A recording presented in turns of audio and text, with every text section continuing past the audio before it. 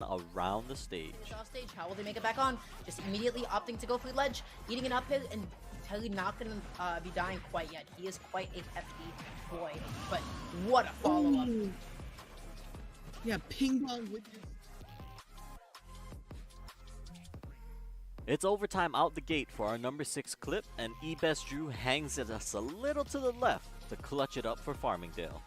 Gets it over one, has Indemnity to work through now to flick over him. Chance, it's top of the box for St. Drew. That's a goal, game 1 winner for Farmingdale. Yeah, that's eBest Drew right here. Fantastic shot reception, or that pass reception, I should say. After Otto puts this across the top right here. Up next is Curious George with the Cura Ace to clutch up the round for Keen. And yes, the editors came up with the name of this clip, not me. Behind it, and now you're going to be talking about a bolstered close flank here. It would probably be in the best interest of Keen to go ahead and just save their weapon. Not exactly sure how their guns are looking, how their economy is looking, excuse me. But this just seems so unfavorable for them. They're sort of making it work, mind you. Curious George, he's going ahead and giving it the old college try. He's going to make it an ace, but does he have the time behind the snake bite? He can go ahead and stick on it. And by God, again! Keen just cannot keep getting away with it. They're disjointed, they're scrappy as all hell. It's Ye Old Faithful in our number 4 spot as Putnut and Kofe toss out a huge Grav Dragons to flip the point and secure map number 1 for Nickel State. I think they're going to have to bait out this Immortality. First, we're going to see that committed on the back of the Grav, but the Dragon Strike is massive. A 4-shot for Kofe. And with that, the Colonels will take control of the point once again.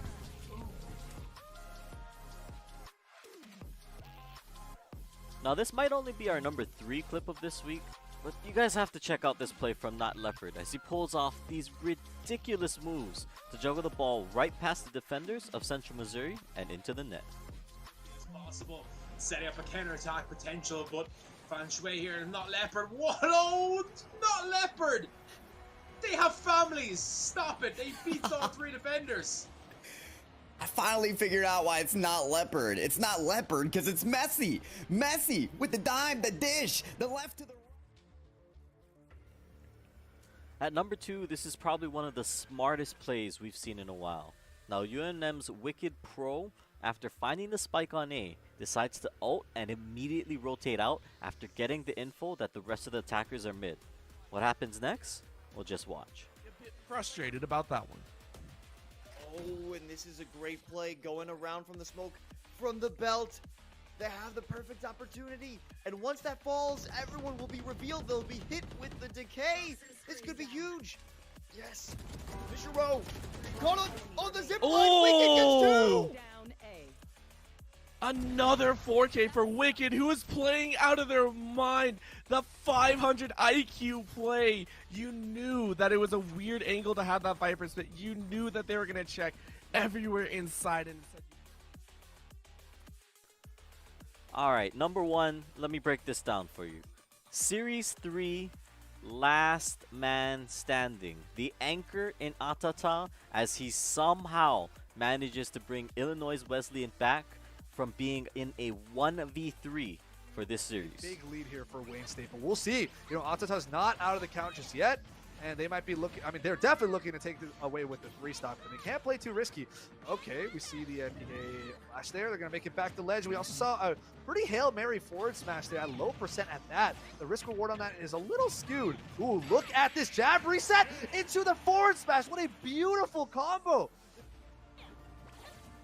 They just feel confident in their team, and there's nothing more that I love with that. But the mess is already trying to make a statement saying that you should have brought the person who could take the stocks first. That is amazing right there. We saw the PK fire, multi-hits goes for the downer. There's an off-stage air dodge. Suddenly, this is looking very bad for Younglink and potentially Wayne State as a whole. Side, don't let them grab you. You still got to be careful. Ness is a threat no matter where they are on the stage. Nice rising fair to kind of even that out. Good blade beam to catch the PK fire. Maybe the PK fire is in reaction. There's a climb hazard. This is Ness's time. That forward tilt takes it. And IWU, Illinois Wesleyan Titans, takes it over Wayne State College 2-1 across the set. The final game going 2 stocks to Atata over Chef Louis 0 stocks. Oh my goodness, what a heart-wrencher. Well, there you have it. What a crazy week it was, and honestly, I know it's only going to get even crazier as we move on. Now, the competition is fierce not only just in Division A, but even some of these open division matches are going the distance and coming down to... Hello and welcome in once again to ECAC Valorant. We're on the Esports U channel today. I'm super excited to be casting alongside once again Rare Adam. Dude, the last match we casted together was an absolute banger, and I'm expecting nothing less out of these two 3-0 teams tonight. Of course, coming into this one, both of these teams just having a great start to their season, very much akin to sort of what we saw 2 weeks ago in our matchup there. But, bringing this forward, it's really interesting to see how the new patch has sort of evolved as well. Not necessarily the one that came out today. Of course, Harbor not going to be enabled, but of course, with the fracture changes, we're still not going to see it show up. So regardless, patch doesn't mean a thing at the end of the day. We're just seeing same old maps as usual. But very curious to see how this one turns out because both of these teams 3-0 definitely want to get that step ahead and, keep their winning streak alive. Yeah, of course, in between, obviously, Missouri Baptist here and the beautiful, beautiful Providence College. We see the maps below us. They're the exact 3 maps that we actually casted 2 weeks ago, Adam. We get to get Ascent, of course, with Providence defending. We get Haven after that with MBU defending. And then, of course, Icebox with the side 2 be determined. And a little thing we do different here is the one that, if we go to that map 3, the one that has the most round wins actually gets to choose whether they want to attack or defend. So it adds a little nuance to it. Something that I do want to mention, though, is with the flash changes, we did see Breach exclusively on Haven before. I'm wondering if both these teams are going to bring that same comp into it. Obviously, his ult is great for retake as well, but Ascent, I'm just assuming that we're going to basically see just the standard picks. You're going to have a Chamber or a Jet as your opper and just kind of fill around that because mid control is so important. Yeah, I think especially even with the KO sort of kind of nerfs there, especially with the pot flash there, you really need to do that long throw on it.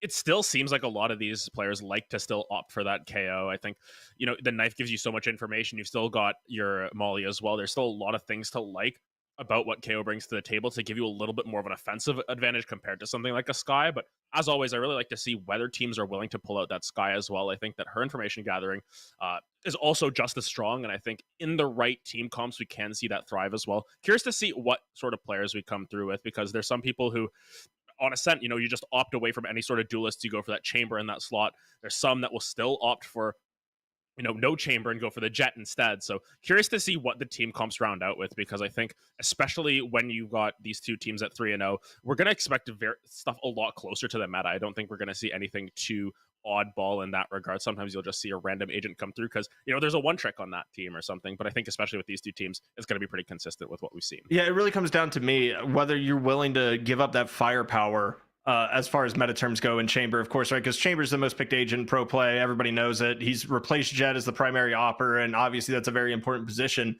But we've seen teams like Optic start to go away from that. You saw FNS start playing that Killjoy and using that utility to kind of lock down a site and valuing that more, and they actually put Ye back on Jet where he made his name, basically, of course.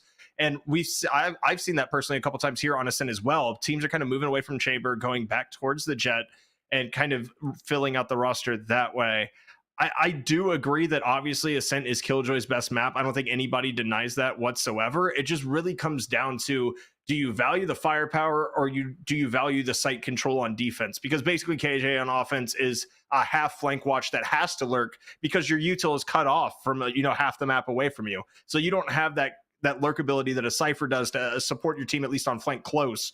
You really have to play either near your team or you have to fully commit to the lurk. So it's going to be interesting to see how that kind of deals with as far as Ascent goes, of course. Yeah, and of course, you have the agency to sort of control mid as well. If you want with the Killjoy, you can just put that alarm bot where most people would normally put their Chamber trademark. There is a lot of options still. Curious to see what smokes we see come through, because Brimstone has been pretty common on Ascent. Omen sometimes will show up there as well. Really not going to be looking towards Astra as much, I feel. But of course, there are still players who really prefer that Astra, prefer the global smokes to be available to themselves as well. So very curious to see what these two teams want to come through with, and also just curious to see how their strategies go. I think what we saw 2 weeks ago when we were casting together was there was two different tempos that were set. It was either way too fast or way too slow. It felt like there was nothing really in between. So I'm curious to see if we'll get those sort of explosive executes onto sites, or if these teams are going to play it a little bit more methodically. And I think especially when you are 3-0 throughout the season, it's really important to be able to play both and be able to match the tempo of your opponents, because if your opponents can play fast and you can't keep up, it may mean your demise. And it's one of those things too where you talk about playing fast, and that's where Brimstone comes in, right? Because Omen obviously useful on the retakes, especially on A site coming from tree, being able to throw his paranoia out from anywhere. But if you have Omen, you have that stim beacon and you can just bum rush a site. If you are comfortable enough with going for it, you can pick that Brimstone, you can set the tone on pistol round and literally just continue doing it until they stop you. I know it's happened to me in ranked before. I am by no means as good as any of the players on these two teams. That doesn't really matter though, because I've seen Brim executes work quite a bit, especially on Fracture in the pro scene, because that third smoke is ultra vital on getting sites there. I think the same can kind of be applied to Ascent, at least on A site, right? Those three smokes are pretty darn important, especially if you know that somebody's flanking. You can kind of box yourself in there and be fine. Whereas B site, it's a little bit harder to use those three smokes as far as entering and providing that cover. You really only need two, which is why some people prefer the Omen. It's going to be interesting to see, of course. I mean, we can sit here and talk comps all day. We're at a point in Valorant where I almost feel like every single agent is now viable after the flash changes, because even Reyna now, with unlimited range on that Lear, can theoretically be played more in a team role than she was before.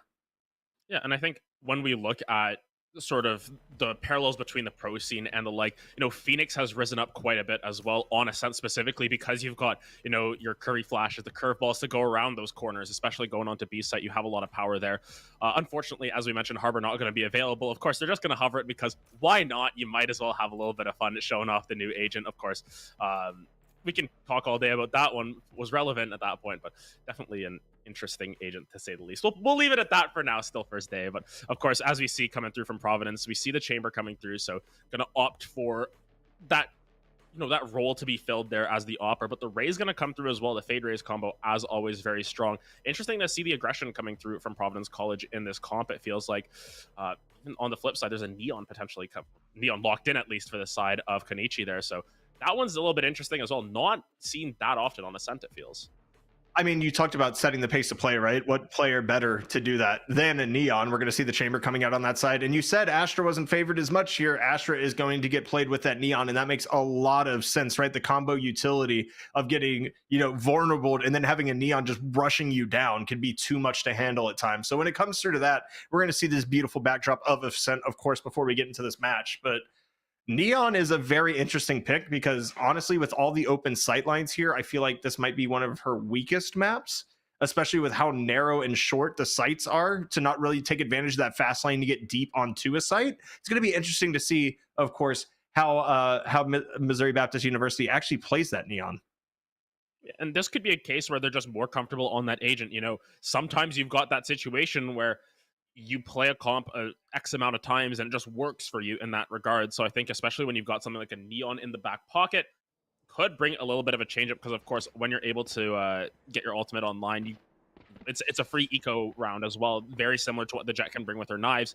Neon has the same effect, so maybe looking towards that, but we'll have to see how it ends up playing out. Of note, they are starting on attack, so they are guaranteed those 12 rounds, so to speak, on the attacker side. Maybe that is dictating their comp a little bit more than, let's say, what Providence College is bringing with the Rays instead, which is a little bit more consistent across all maps.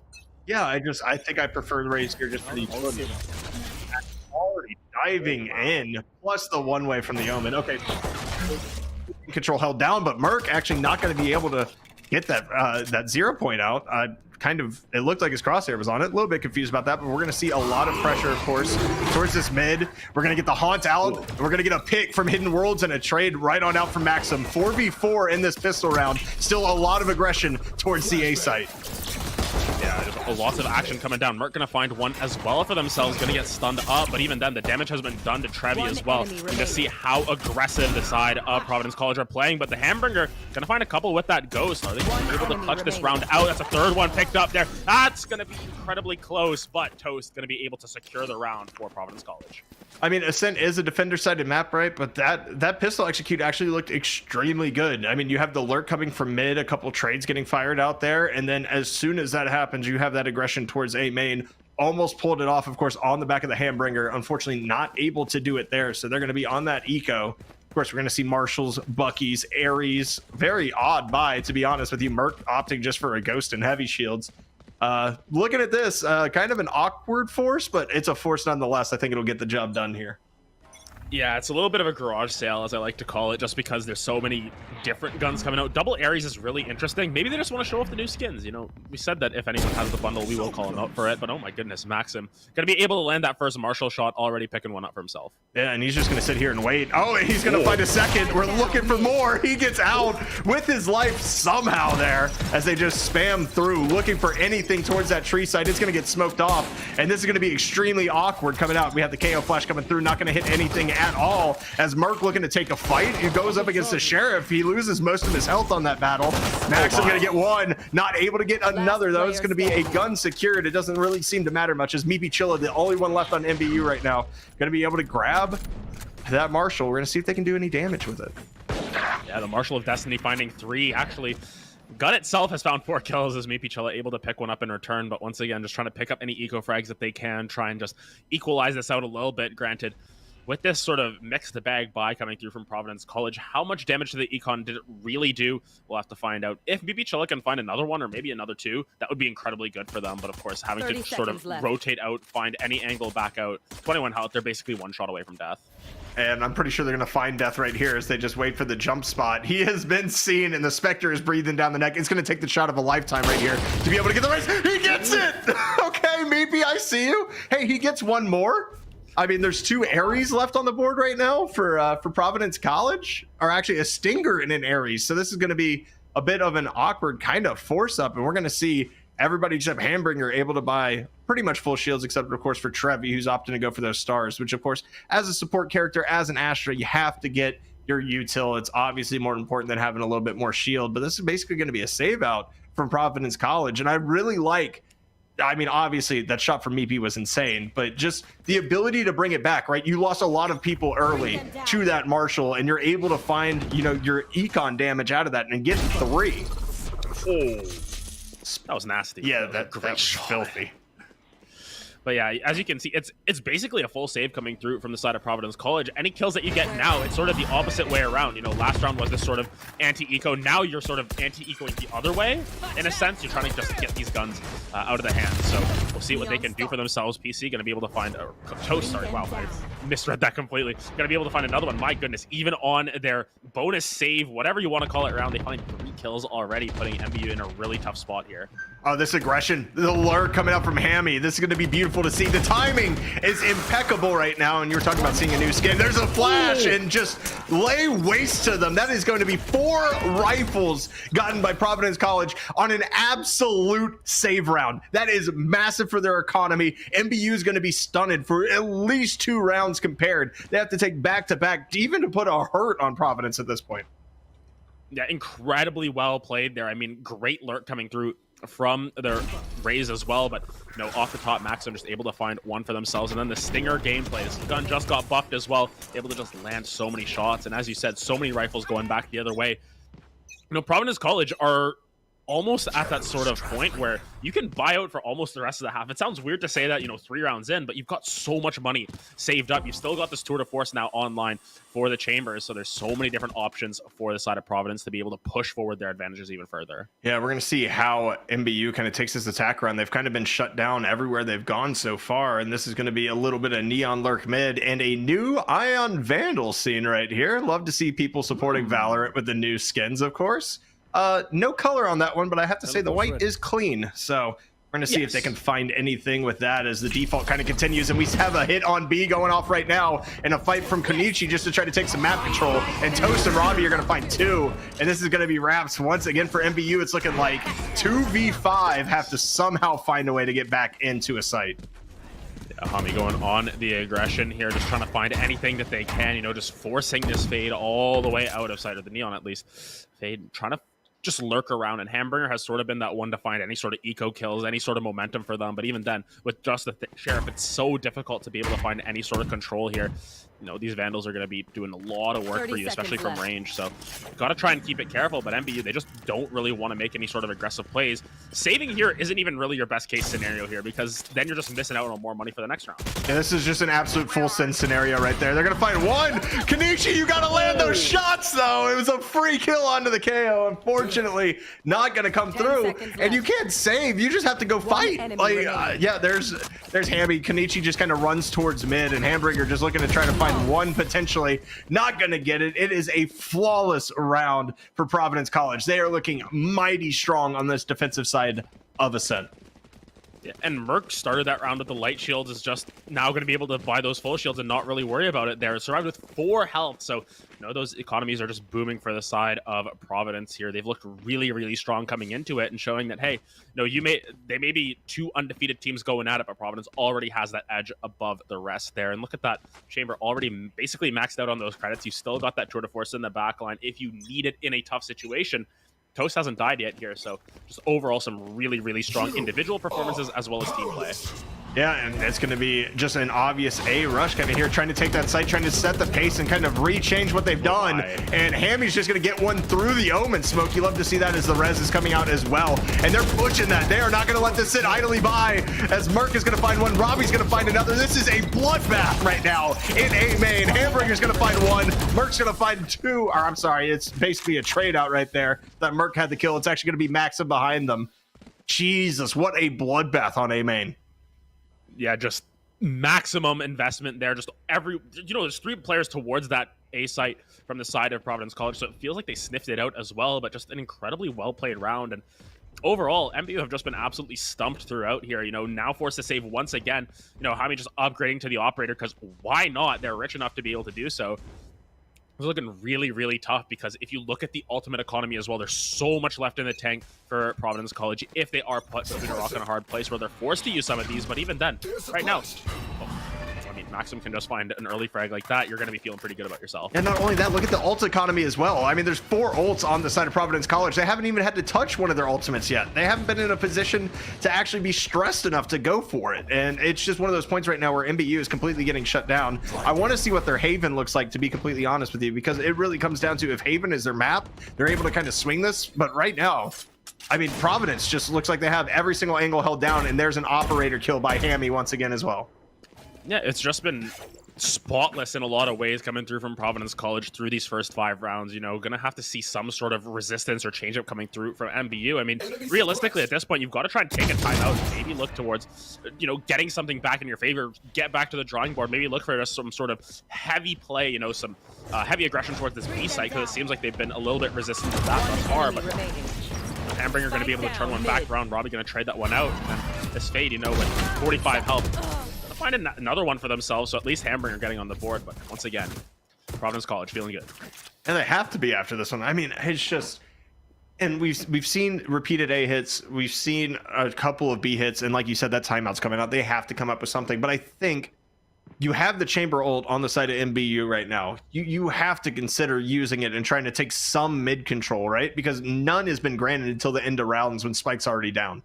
And so, I mean, a key part of Ascent, right, is being able to push from 2 angles, because the choke at A and the choke at B, not exactly friendly, especially when you have Omen one-waying both the entrances. Whichever one he's sitting at, he's one-waying, he's being aggressive, he has the paranoia in his back pocket, and Providence doesn't have any econ problem. So that paranoia is going to be there every single round, probably for the rest of the half. So it's something that you have to consider. So, like, why not try to push mid, maybe double swing something, have the operator, you know, who has been lurking mid so far, maybe shoot a field goal and see what happens. Yeah, might as well just try something different here from MBU. And I think especially now that you've got this Neon Ultimate online, you've got the Fade Ultimate online, maybe you just go for some sort of aggressive play, as you said, up through mid, just, you know, go for it. You know, at this point, you've just got to sort of throw the kitchen sink towards Providence College because, as we said, economies are booming on the opposite side there. They're going to be able to buy out for most of the rest of this half, if not the rest of it altogether. You know, 2 operators, they don't care. If they lose the operator, there's a tour de force in the back pocket. You know, there's full creds on Merc. There's full creds on Hami here.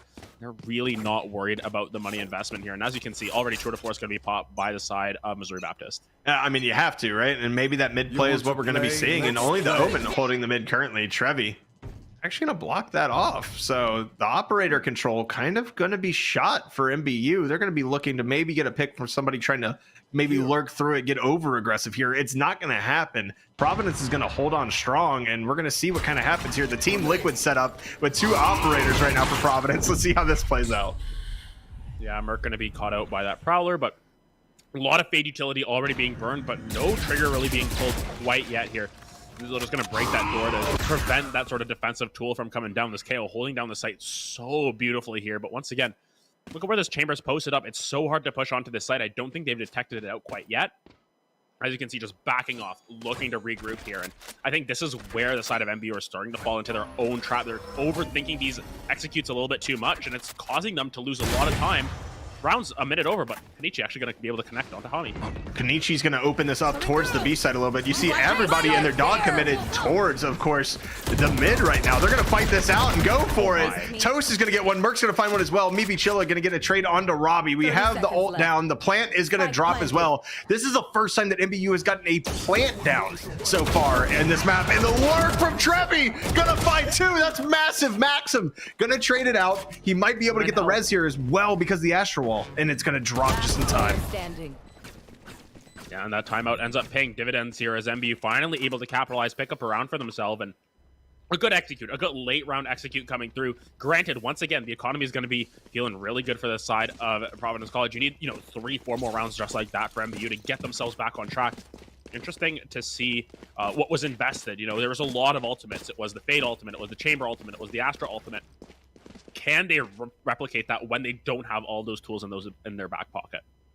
Well, we're going to see, but they did take mid control that time. So it's something that I like to see just because they give them a different look, right? We saw a lot of A main, we saw a lot of B main, and we're going to see Hammy getting, oh my, how many are they going to find? Oh, it's gone. They're able to get one. The trade is going to come out. There's also an operator. Chamber picked one off mid for Providence College. So it's going to be a 3v4 on attack once again. They're going to bail out of this. I mean, honestly, that 0 point might have saved the round for MBU just because it got rid, of course, of that showstopper. So that's definitely huge. The spike's going to be down as well. 2v4, not looking great.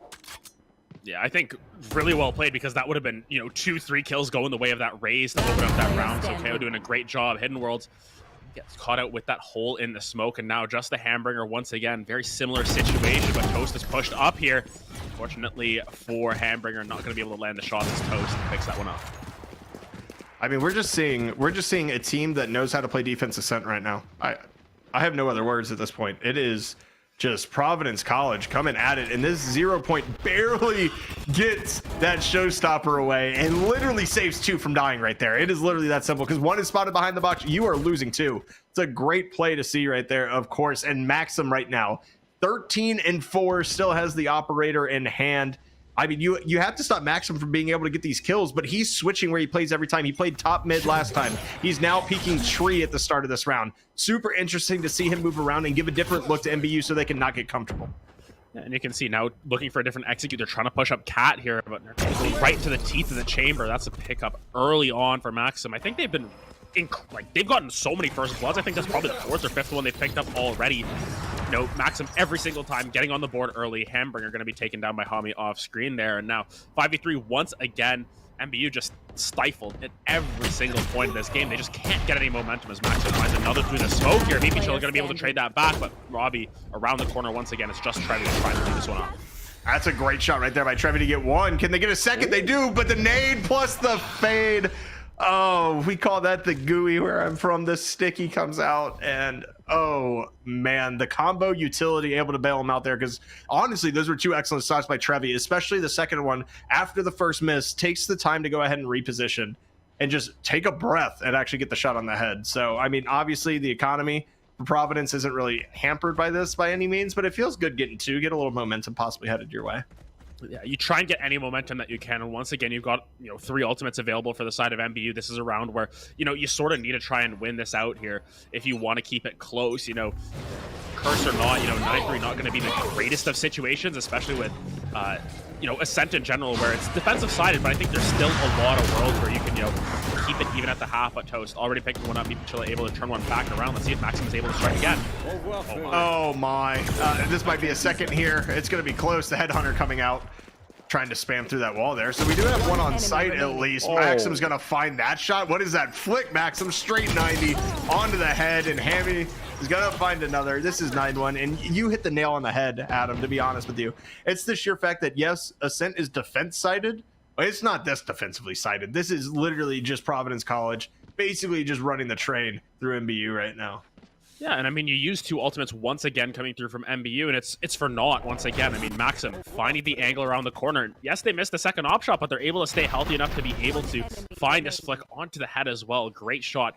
Completely unnecessary to hit the head there, but it's always nice to add that to your percentages. And then the retake as well, just able to come back in on the rotations and able to read that one out is always so good.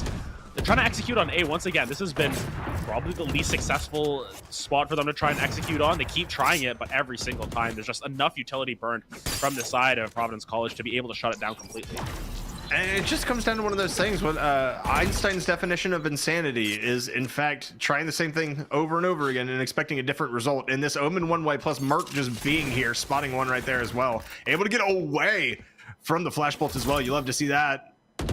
Little right click comes out. We're going to see Kenichi just kind of sitting here, waiting to see if anybody aggresses. And this is just kind of the thing where you're giving so much time away in the round right now. No aggress, no anything. You're going to be pushed back once again, and you're going to be, of course, suppressed by that 0 point. And the door goes down. I mean, what are you going to do? You have 50 seconds to basically entirely reposition or commit 4 people to the site. And it is going to be the Astro Wall coming out to at least try to get some control. It may not happen, though, as Maxim is just sitting on this angle, waiting to pounce. Yeah, Hami gonna take a little bit of damage. Actually, Hidden World's able to find that kill in the Maxim as well, so that's 1 op down. But once again, when you've got 2 of them, you got so much more to deal with here. Merc just holding the site beautifully at this point. It's still a 4v2. Hidden World's able to come around the corner. Now it's all of a sudden it's a 2v2 as Hamburger able to find another one for themselves. Nightfall's gonna be traded back and forth. Here's Robbie from Tree. It's gonna be 1 for themselves, but it's Toast against the world. They're gonna be able to collect that one up. Not even close, they say. 10-1 for PC. They're gonna dodge away from the curse. I would actually gamble that this game came out more or before most of the kids have been alive that are playing this Valorant match right now, but that was definitely toasty. That's beautiful to see right there. The nice, of course, 1v2 clutch, just bringing it out, swinging it wide, knowing that there's no information as far as sound goes. You confirmed those 2, of course, with the Nightfall. And 10-1, MBU's already burned their timeout, and their only win this round has come off that timeout. So what else do they have in the tank? What other look can they bring us? We're seeing that mid aggression come out again. Hammy's actually going to leg one.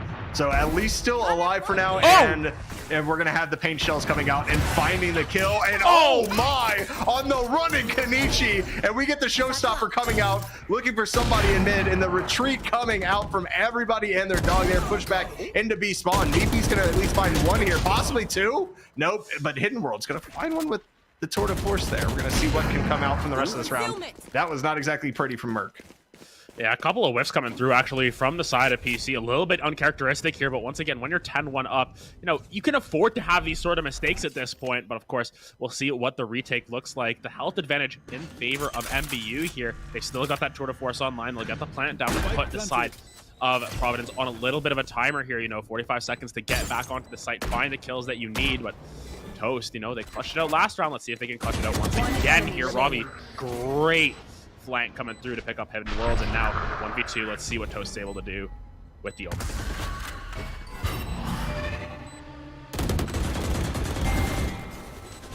Yeah, Robbie's just going to be able to collect that one up behind the generator here, and that's going to be Providence College collecting forward an 11-1 half. Missouri Baptist just no answers throughout their attacking half, and now we're going to have to see a miraculous defense here from the side of Missouri Baptist if they want to keep themselves close or even get themselves a win in this first game.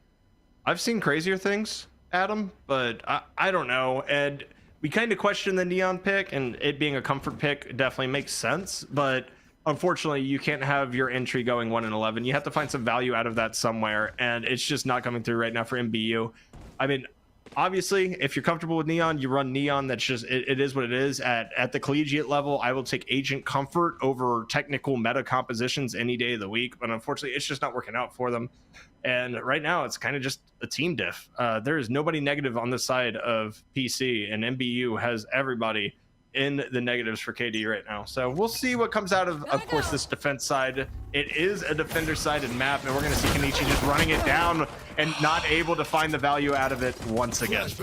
And that's what makes it really difficult. You know, you try and find this sort of cheese kill to open up your round, get a little bit of momentum in your favor, but even then, just not going your way, showing how comfortable they are on this map. My goodness. It's going to be so much damage coming through. Merc's already on this side here. This is something that we didn't see for like 8-9 rounds coming through from the side of MBU, and that's the round right there. Just how quickly that ended. My goodness.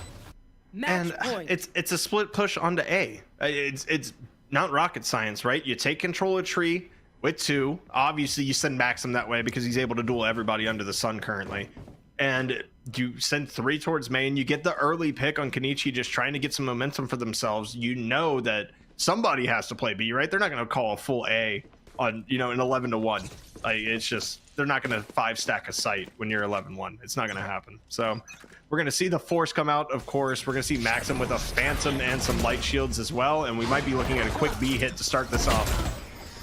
Just going in with the double satchels there. Trevi going to be able to trade one back, but Maxim, just with the gun advantage, they're able to cut down Trevi as well. They've already got access to the site. It's just such a quick execute. They're confident in their aim. They're confident in their skills. They're confident in their executes, and it's showing here in spades. Mipichilla, they've only got the share for themselves. They can try and make some magic happen. If anyone's going to do it for the side of MBU, it's got to be Mipichilla, but even then, such a difficult retake here with the timer already ticking down. Good news is that actually spotted out the Neon. They have no idea that there's 3 of them here, but they might know it now with Maxim coming in, trying to take some shots. Maxim gets a 3rd on the round, and it is 13-1 in favor of Providence College. And like we mentioned, both these teams are 3-0 going into it. This is a surprise. Yeah, you wouldn't be able to tell, honestly. You would have thought that this is, you know, David versus Goliath, but like Goliath is Thanos, maybe? We'll put it that way, where he just snaps them out of existence every single round. It's been, you know, really difficult for the side of MBU to get any sort of momentum there. You know, the one round they get is right off the back of a timeout for themselves. But other than that, Providence College is showing that they have the aim advantage. They've got the skill advantage at this point. And, you know, we've got to see a huge turnaround on the map pick for the side of MBU, because Ascent, I feel like it's not a map that a lot of teams are like heavily against in that sense. You know, a lot of teams like to play on Ascent. It's probably maybe the most common map pick that we see overall, but for that to go 13-1, that is a little bit extreme, to say the least. Yeah, it most certainly is extreme. You know, Providence just came out and they just showed that they were more prepared for this map. There's no other way to put it. The comp worked. We saw the Rays get a ton of value, honestly, opping for half of the game and using those paint shells just to kind of stifle some pushes. It just really stalled out MBU, and any momentum that they would have was just eaten away by that utility, because Raze's utility is just good for chip damage, right? And pushing you back and not allowing you to get on site. They executed that perfectly versus the Neon that we saw from MBU, not really finding that value at all, unfortunately. Of course, Adam, that's map number 1. We're going to Haven after this one. So 3 sites to defend might be a little bit different, but after that one, I think my voice needs a rest. I know for a fact yours does as well. So we're going to sit here. We're going to take just a quick breather. And after this, we're going to come back to Haven. Map number 2, Providence College versus Missouri Baptist University. See you in a couple.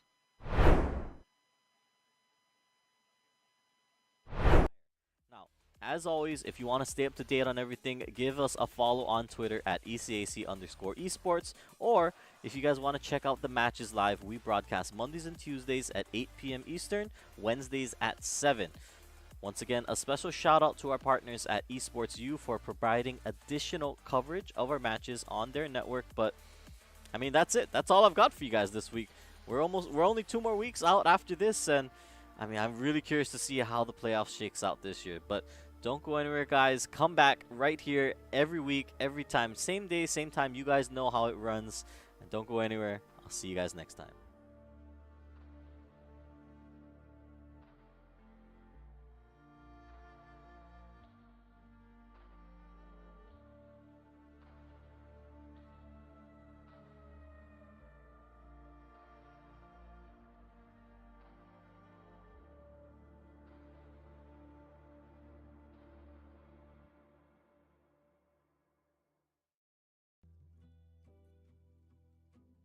Hey guys, K-Tad here, and welcome back to another ECAC Top Plays of the Week video. Now, normally I know we like to switch the hosts out every week, and I know there's a roster that we want to bring up to you guys, and don't worry, we've got that coming with some returning faces from last season, as well as hopefully some new ones this time out. But again, you guys got me for one more week. It'll be okay. I'll see you guys at the end anyways. Now, in any case, as per the usual, we've got a bunch of incredible collegiate esports action coming at you, with some of the coverage brought to you in partnership by Esports U. So, huge shout out to them.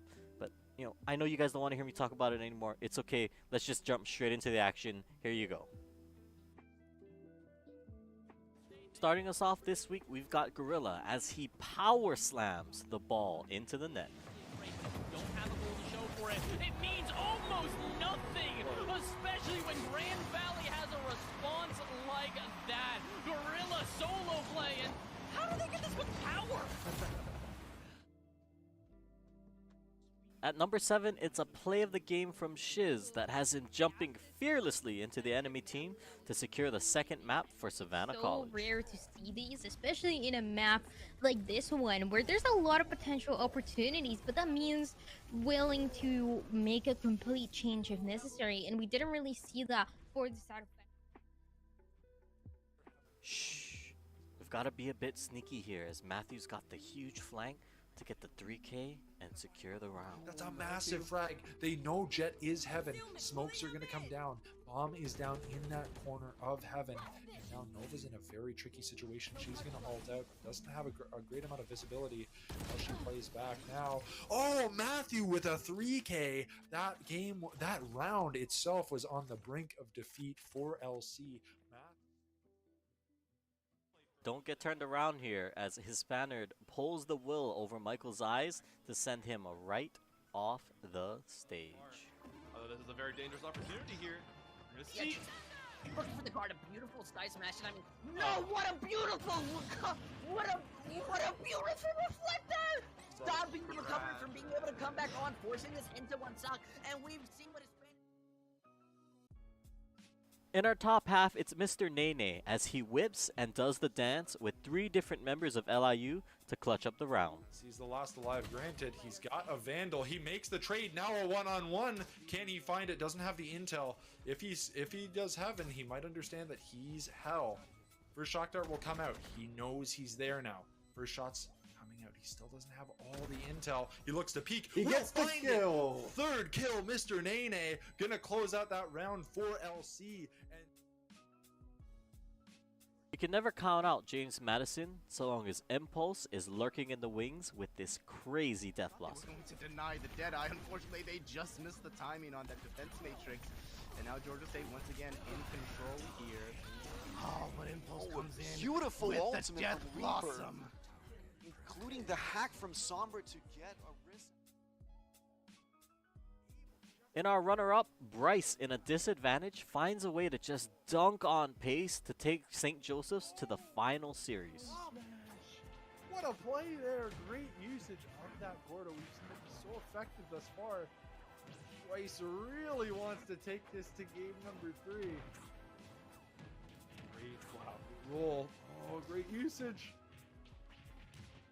I can't even believe that we were not believing in this DDD. Yeah, oh my god, yeah, I take it all back. This is exactly the pick they needed.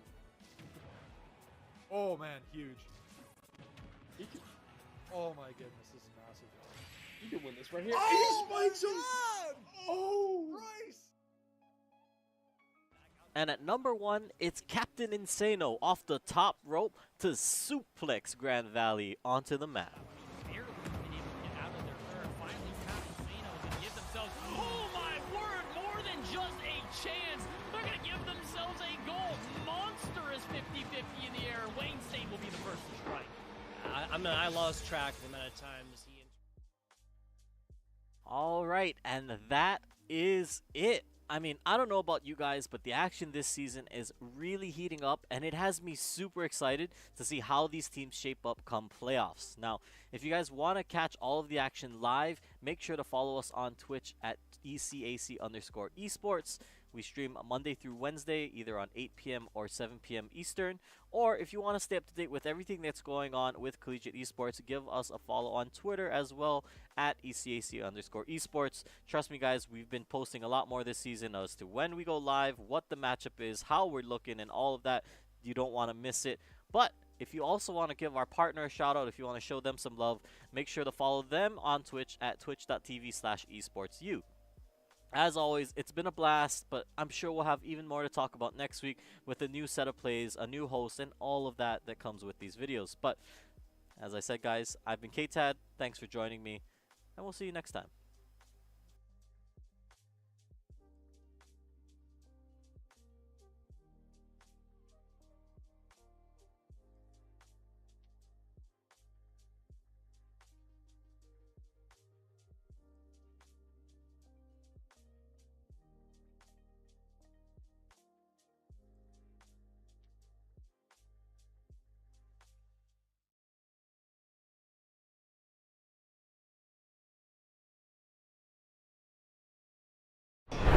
Hello, everybody, and welcome back to the Collegiate Esport Commissioners. Hello, and welcome back to Esports U. My name is Visionary One. Alongside me for an uneventful, unfortunately, map 1. We're going to have, of course, Missouri Baptist and Providence College going at it here on Haven for map number 2. It was a 13-1 romp in favor of Providence in that first map. The only win coming off a timeout for MBU. It's going to be very interesting to see how this kind of goes forward with switching to Haven. A lot more ground to cover, a lot more wide, 3 sites to defend. What do you think MBU really needs to do to kind of bring this back in map number 2? They gotta pray for a miracle, honestly, at this one. It was pretty disgusting what we saw out of the side of Providence College. They just seemed to find every single fight going in their favor. Trades were going their way every single time. It just felt as if they had control. They were like mind controlling the side of MBU to an extent to just say, hey, you're going A, we're gonna have, 2 of our best players on A, holding that down, picking up 4 kills, and then leaving you with the scraps. So I mean, it's gonna be really difficult for the side of Missouri Baptist to sort of get themselves back in the driver's seat of that. Of course, even more sort of evidence against the side of MBU, unfortunately, is that No Ascent was their map pick. That was their map pick, and they lost 13-1 on it. That's really, really, really tough for the mental. So we'll see what Providence is going to be able to do on their map, because honestly, I wouldn't even be shocked if we see a 13-0 at this point, because that was that dominant coming through. It certainly was, but you know what? I'm going to keep it interesting. I say Missouri Baptist gets 6 here. We're going to keep it interesting. We're going to see a Sky coming out, which is something new, especially with the flash changes. Of course, Breach coming out on this side of Providence, and also the Sova pick coming out, kind of a throwback. You haven't seen him as much on Haven, of course, with the introduction of Fade, but we're going to see Missouri Baptist, in fact, running the Sova. So, post-plant lineups, definitely a possibility there with the shock darts. It's something that I definitely like to see. The lineup, Larry's coming out in full force, able to clutch rounds out of seemingly nowhere. It's always a beautiful thing. So we get the beautiful backdrop of Haven. We're going to see, of course, first, it's going to be defense on the side of MBU. So if they want to pick up the pieces, they got to start it out on defense here. And I think it's definitely going to be a little bit more of a tell as to how good this team is defensively. We got to see 2 rounds of defense from them on Ascent, so not really any sort of evidence as to what their strategies may be. Of course, completely different maps, so that's all out the window as well. But nonetheless, MBU, they need to get together, at least a 6-6 half at the very least to sort of convince us otherwise, because thus far it's been Providence College just running away with this at that. And it's really difficult to fight against what we've seen thus far, right? We have the evidence of that 13-1. It's going to be difficult for MBU to sort of go up against what our expectations are of them now. It certainly is. And the A pressure, 3 people on A for MBU right now. And this is a C split through and through. This is going to be dangerous, shredding ahead. And most likely we're going to be looking at a retake. Starting out the pistol round here as Hambringer just kind of sitting here in garage, potentially looking for one. Are they going to find open? What a shot by Hambringer. All right, that's going to open it up a little bit. 4v5 retake here. It's going to be in favor of MBU. And they are just rushing through to tree right now. This is just a bloodbath. But Mickey's going to find one, Hamburger's gonna find another. This round's already over. Wow, MBU, they did it. They showed us that they can play this retake. They're comfortable on this map, and you get yourself the first round win. That's a confidence booster through and through. That's the main thing to take from that. You just get that early round win. I mean, Hambringer, we saw what their aim is capable of last map as well, and they're just able to find 3 in this round. Great play coming through in Garage as well. And, Kenichi, the sacrificial lamb at that, but great shots coming through from all the members there. 3 bullets out of the headhunter there, 3 kills, not bad.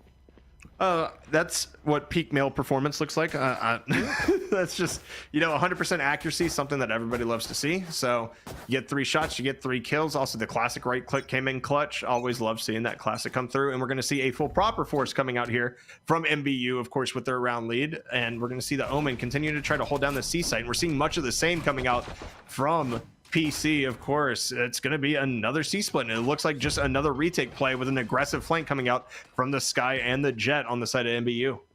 And you can see some slight change-ups here. It's just full 5 on site here. Not going to try and look for any plays in Garage, knowing what this Chamber is capable of doing on the side of MBU. But, still going to be a little bit difficult for this retake. You've got Classics versus the Spectres coming through, Marshall coming through as well. It's going to be difficult for them to hold this site at that, but Robbie's doing a great job of picking up one. Merc finds another one here, and oh my goodness, he's already going a little bit Ari here.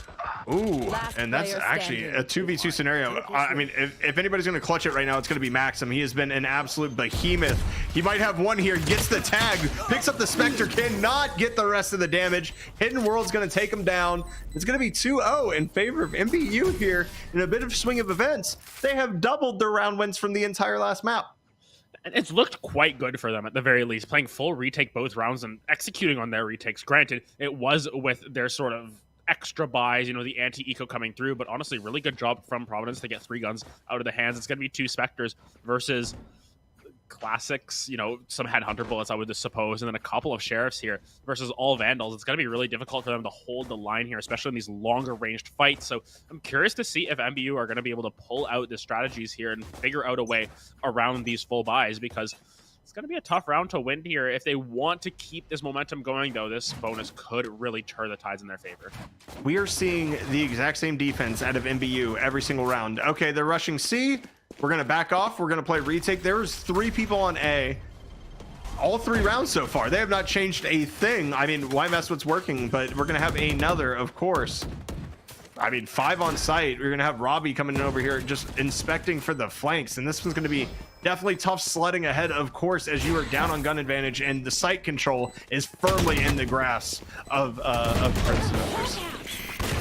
They're going to be able to find that head with the Sheriff as well, so it's already 1 rifle down. Despite that, they are down a sliver of health. Maxim's trying to find anything that they can. Got the new gun skin. Doesn't matter, though, because Merc's on the side. You're finding a couple for themselves as well. Robbie finding that last one. 3 in the bank for Merc there, as Providence College are able to hold their buy round.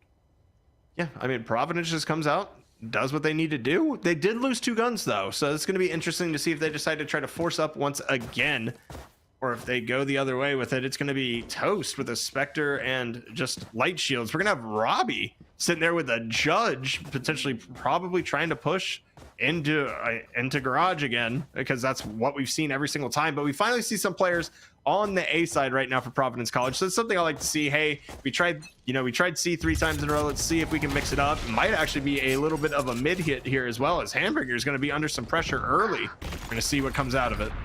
And Hami's already able to find Mibichola here up mid. So looking at a B execute this time, just going as quickly as possible. Merc on the lurk here. Gonna be taken down by Hambringer, though. Just a couple too many shots taken there as Hambringer just barely staying alive. 30 health. They're gonna have to be really careful with the rest of this round. Certainly are. And I mean, the B site is where you want to have a Judge as well. And Hammy gonna find the pick on the flank. Sky is gonna be there. No more intel to be found on either side except for that Sova. We're gonna see if they can maybe get that dart in. Kenichi having a little problems hitting shots there. Toast is going to get the dink on it. Doesn't seem to matter. Kenichi's going to come through. Robbie's going to be traded out. Now it's a 2v2. The paint shell's coming out. Going to deny the defuse for now. They're just spraying through these smokes right now, trying to get through this. That might have been both the last packs wasted, though, and Hammy's just going to find the pick through the smoke. This is going to be extremely difficult with Trevi with 5 HP. Tries to grab the Judge. Not going to work out. Hammy has a 4K. That's going to be 2-2 right now. It's Providence bringing it back. And that was with, their Chamber surviving with 5 health, I believe it was, on Maxim there. Hammy surviving with a sliver as well. It was a close call there for a little bit, but now going to be able to hold their econ advantage just a little bit longer here. MBU this time with the Sheriff's going to be on those econ rounds, and we've seen what they can do. I mean, we saw some great shots coming through from Kenichi that round 2 there on the sheriff, round 3 on the sheriff there. So we'll see what they can do this time around on their econ, their save round. Once again, though, full buys coming through from Providence College. This is no surprise considering what we've seen from them thus far, but Kenichi already spotting out 1, spotting out 2. They under fire, they'll already force it back out. Yeah, force it back out. Hamburger's actually going to get one with the Tour de Force, though, and some chip damage being done, of course, to Robbie, who gets the pill over on Meepy Chilla. This is going to be a little bit of a sketchy situation. We're going to see some pressure over towards the B site again, but is that really what you want to deal with Hamburger being there with the Tour de Force? No, it's going to be Robbie TPing all the way over to A. Calling for the rotate. Should be MBU here. They're going to be able to find one. No, Robbie's going to get it. The knife is out for Kenichi, and they are completely removed.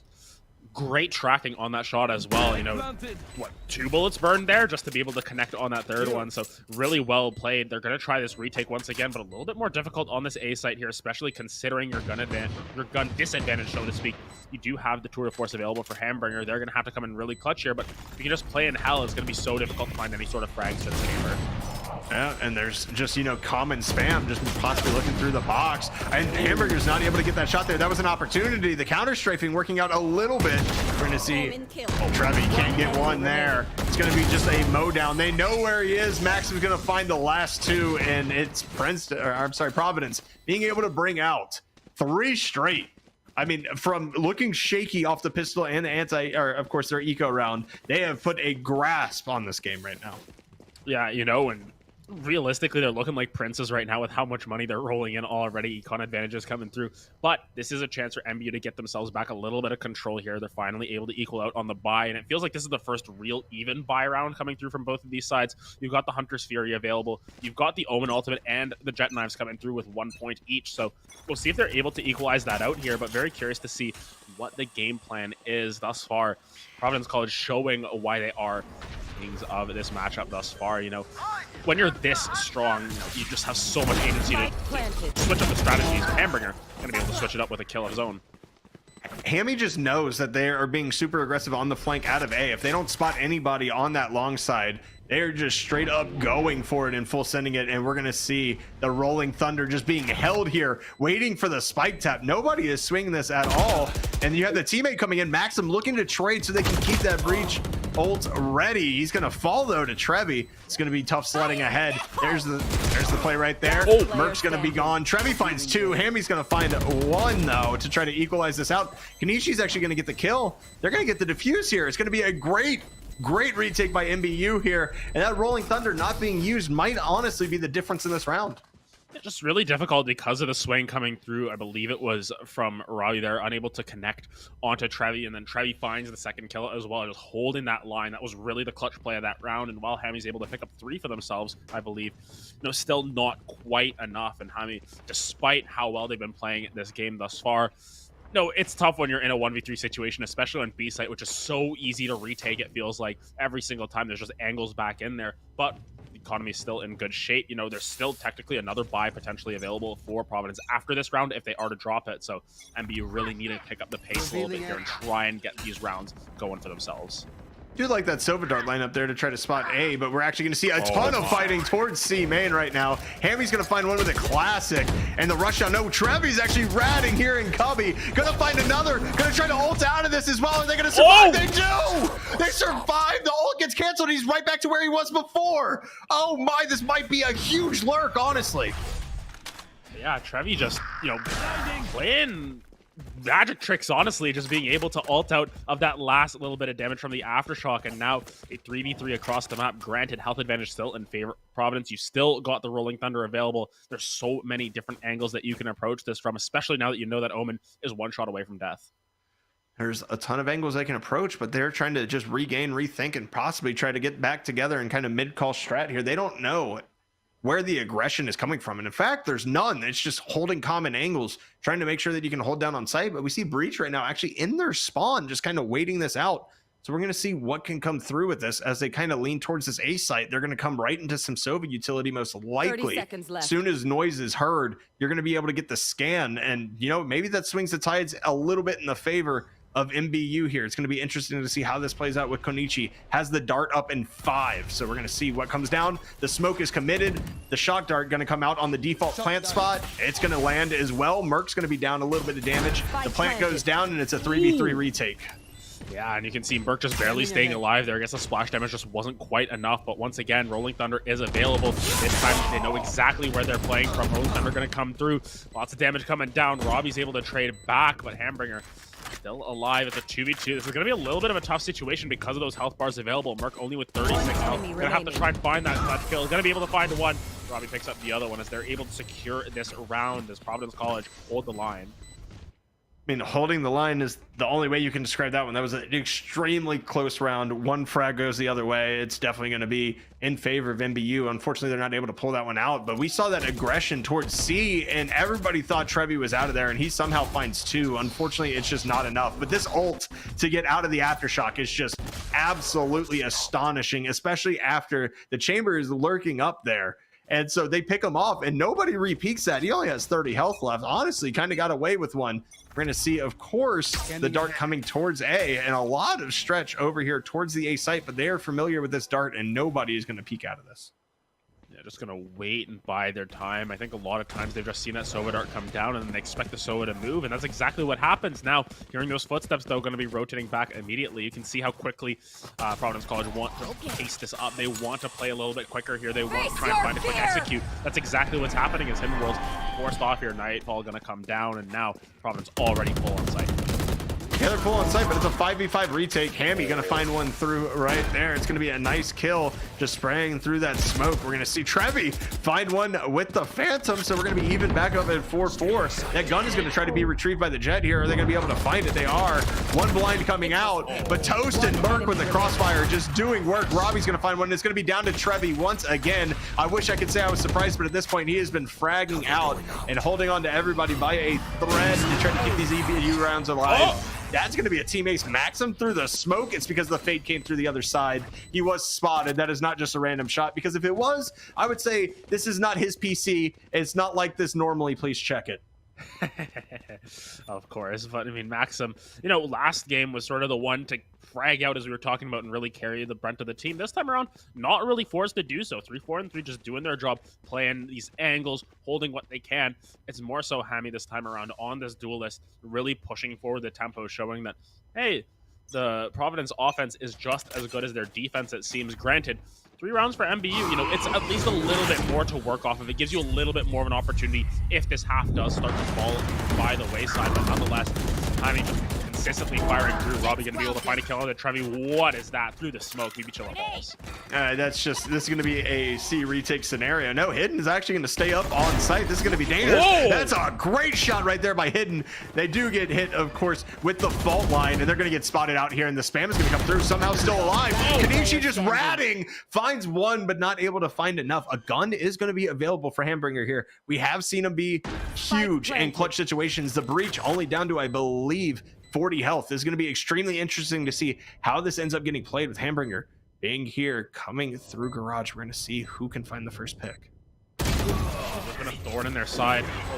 Merc knows exactly what's going to happen. Hambringer going to fall down. We tried to hype it up a little bit there, but of course, Merc able to hold it as well. Look at that scoreline, though. 9, 4, and 10. No, kill participation isn't something we really look at in Valorant that much, but that's a lot of kill participation coming through from Merc, you know, participating in a lot of these, setting up for his teammates at the very least, and, you know, showing up on this Breach thus far. We can see the value that Breach is able to bring on a map like Haven, where there are so many straight lines. The fault line can give you so much value, and we've seen what the Rolling Thunder can do. It is available again, so these post plans are going to be a lot more difficult for MBU to play out. I mean, you talk about it, but I mean, we have started implementing cast as a statistic, of course, kill, assist, staying alive, or traded. And I'm pretty sure that Breach has had something to do with every single one of those. I'd put his percentage at over 80% of the rounds we've seen so far, somehow getting value out of. This is going to be a good shock dart, and he's probably going to eat both of them, and he does. Has to eat the damage to be able to get the plant. And you're talking about that pace change, right? They just bum rush A, and it's a retake scenario once again. Yeah, Merc has like 2 health, something along those lines. Nothing very much. One shot will do him in, but nonetheless, still holding those angles, trying to do what they can. Maxim trying to hold it. Oh my goodness, great shot onto maybe Chilla. Gets the timing correct. Emi will fall as well, but the Rolling Thunder going to come down as well. Maxim in the 1v1, going to be able to find it with the Headhunter. Hambringer having trouble getting back on site. All these stuns coming through from the breach with a sliver of health. Looks like Providence should be able to hold the line. So much time getting taken off the clock. Toast 30 health. Flash is going to come through. Sky not going to be able to find it. Not enough time as Hambringer tries to get one on the way out. He wasn't able to find it. He actually got a wall bang though. I mean, it did some chip damage, but not able to find anything else, sadly. And I mean, after a sketchy start, of course, Providence, it's just looked like they have taken the reins back on this game. The economy, of course, heavily in favor of Providence right now. MBU has to find something here on defense. They're going to have to get, you know, a lurky kill, just something kind of a rat angle, or possibly just a lurk. But the issue with that is we've seen them 3-stack A every single round on defense. It's going to continue to happen again. And we're probably going to see that Jet try to flank early because we've seen it so many times before. And at this point, I feel like maybe you try to get some aggression just somewhere else to get yourself going. Hammy coming out with the showstopper. Are they going to be able to find one? Everybody's just bailed off a site. Honestly, it's a smart thing to do when you're staring down the barrel of the showstopper. They're going to have to shoot this off and find nothing for it. So that's going to be big, at least for MBU. But this deep lurk going to be caught out by Kenichi. Yeah, well played from Kenichi to sort of hold the line, be aware of where that raise is, and make sure that they aren't falling to it. BB Chilla on the flank once again, spotted out by Maxim. They know that there's 2 of them there. That's one shot landed with the off. Not going to be able to get the other one. It's Hidden World overloading on that flank. Oh my goodness, never mind. Toast is just too good. Yeah, I mean, Toast is just sitting here finding all the kills. Trevi's going to find one. This is going to be massive 2v1 opportunity right here. And it drops. The Omen smoke is gone. And Trevi is going to be able to find 3 on this round. They get the retake. It's going to be 4-7. They have the potential to bring this to a 5-7 half. Since they won, Econ's still going to be struggling a little bit. Meepy is actually 2 away from their ult right now. From, of course, that Blade Storm. So that means probably not going to be bringing a gun in. Actually, somebody's going to buy for them. So we're going to be pretty even up here. Trevi probably going to be bringing maybe a Bulldog into this round. Oh, no, Kenichi has enough to buy them. Yeah, so going to be looking at basically full buys both ways. It's going to be interesting to see how this plays out because A has been the site of success right now for Providence College. They keep kind of defaulting back to that C site. I'd like to see them just keep pushing A, even though there are 3 members there. Just go full send on it. You've been patient. You've waited out the dart. You've been doing that extremely well. We see the Tour de Force being popped here as well for Providence. Yeah, maybe Chilla actually taking a lot of chip damage off the top there. Gonna get healed up from this guy as well, but nonetheless, it's just really good to see them pick up the tempo a little bit here from Providence and just make sure that they're getting a little bit of damage down. That does stick quite well, at least on the shields, but Sky at least there to heal it up. Might end up having a little bit of a difference maker, but nonetheless, it's just burning a lot of utility on this A site to look for these gunfights elsewhere around the map. Yep, I mean, the gun sites are definitely changed. We're going to see a little bit of alert B, of course, with that Tour de Force coming out from Providence, and now it's going to be kind of back towards that C site. We're going to see if Hambringer can get any value with his operator here. You're going to peek. Now is the time, brother. And he doesn't get the shot, unfortunately. Now he knows that there's going to be some pressure onto the C site. And again, they just decide to go ahead and play retake. He's going to be playing the off angles, just potentially looking for a pick. And he's going to be forced off by the Fade Eye right there as well. The Haunt coming out, going to push everybody off site. It's going to be a free plant and a 3v5 retake scenario for MBU. But Hamburger going to break that to a 3v4, and the late lurk Maxim is going to do some damage as well. Yeah, 2v4 situation. MBU feeling really good about this situation, but once again, that Tour de Force spike is planted for them. Actually, Hidden World's going to be able to collect that one up as well. It is just the Breach who can maybe resist against it. Merc able to spam through the smoke to find one, but the defuse is still going down. Does Merc have the tools? No, it does not seem to be the case. MBU getting up to 5 here, and your prediction's been looking pretty good here. You said 6 for them, and they're getting close to that. They might exceed our expectations here. I mean, I'm not really surprised. I think Providence just had the game plan for Ascent, and both these teams are 3-0. I just wanted to give it a little bit more credit than that one map showed for MBU here. I'm glad to see that they're kind of bringing it out. 5-7 is definitely not something to scoff at.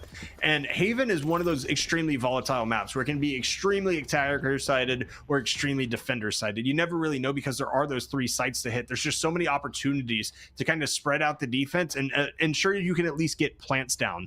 And with how good the retakes have looked, I really want to see how they'll be able to get onto site and then be able to expand out and potentially find some frags from there. Yeah, I'm curious to see what their game plan is for this one, because they have a little bit more room to play around with here. They have the chance to sort of exercise some... Oh, my goodness. PC Maxim has the opportunity to exercise their right to headshot the crap out of that player there. And my goodness, already, you know, we've seen what Providence can do on this defense and how strong they are on this side of the map. Already, they're showing up. Yeah, this is a definite YOLO rush towards C, and it's going to be a double team over there on Trevi. Feels bad, man. Meepy with alert, going to be spotted out as well. This is going to be dangerous. Finds one, almost finds Maxim. Maxim survives with 30 HP. That is a phenomenal effort right there by Meepy, but it is going to be every single pistol round. Actually, I'm sorry, I'm incorrect. MBU took the pistol last time. So 3 out of the 4 pistol rounds we've seen so far in this matchup are going to be in favor of Providence College. And you can see the buys coming through. That's a full Vandal coming through on Maxim. And we talked about how Maxim wasn't really necessary to their overarching success in the first half of this one, you know, just sort of vibing out near the bottom there, but now 4K puts them right back up to the top there with Robbie. Both of these players have been having excellent games, excellent series thus far. Curious to see if that continues. Through the wall, Merc's able to pick up a decent amount of chip damage onto this chamber. Yeah, the chip damage is going to be huge. Of course, Merc is going to just be lurking this mid. The fault line just prepped and ready. We're going to see. No, it actually doesn't make contact right there. Meepy's still staying alive. Has this Sheriff in hand. Might be able to find some damage on it. The smoke's going to come out. The B hit is, in fact, going to be a thing. And Meepy's potentially looking for more. Going towards A-Link. Now they're going to go to back of sight.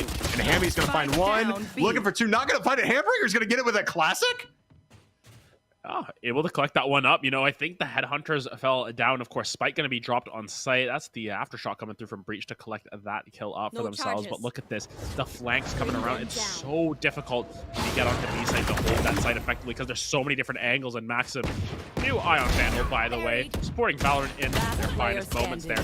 Able to pick up a couple of kills. Looking for this last one. It's just Meepy Chilla on site, but they're between the wall and 3 members of Providence College. Great shot from the back there. Gonna look for another one, but now they know he's at.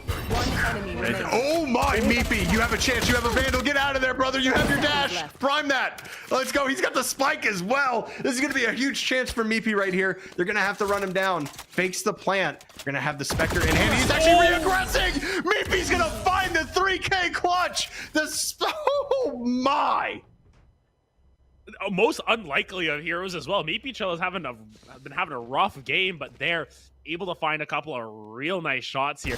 Maxim just looking the wrong way. That's the okay one. That's the excusable one. But this shot right here, my goodness. Meepy Chilla finds the head, and then Toast just doing what they can, trying to hold that angle, but Meepy Chilla reads him like a book.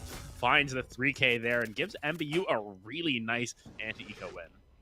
And not only the anti-eco win, they have the full, I mean, they're going anti-eco themselves now. So this is going to be absolutely massive. What you have to do here is you cannot feed Maxim with that Headhunter. He has been deadly with it this entire matchup. And so as long as Maxim's alive, you know they got a shot, at least with that Headhunter on the eco. But we're already going to see chip damage going in the way of MBU as Toast is just going to kind of sit down, potentially throw this haunt. But they're going to be dealing with 5. This is a full entry scenario right now. And this is going to be tough slutting ahead with the classic in hand.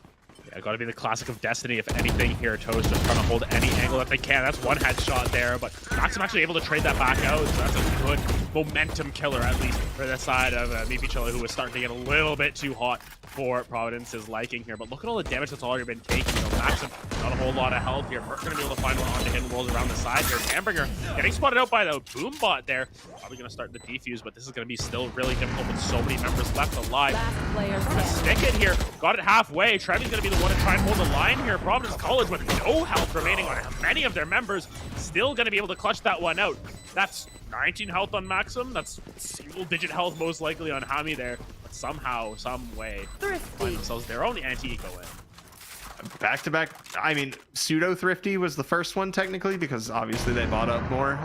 But back-to-back thrifty rounds, definitely love to see it. Kind of interesting there. Obviously, that would have been a very pivotal round for MBU to take, but now we're going to go back to the eco versus the anti-eco, and it's going to be the tragic story of who can pull it out. And this attack side for MBU here has been a little bit odd, just because we have seen those thrifty rounds, and most of these teams have been pretty successful with their full gun buys.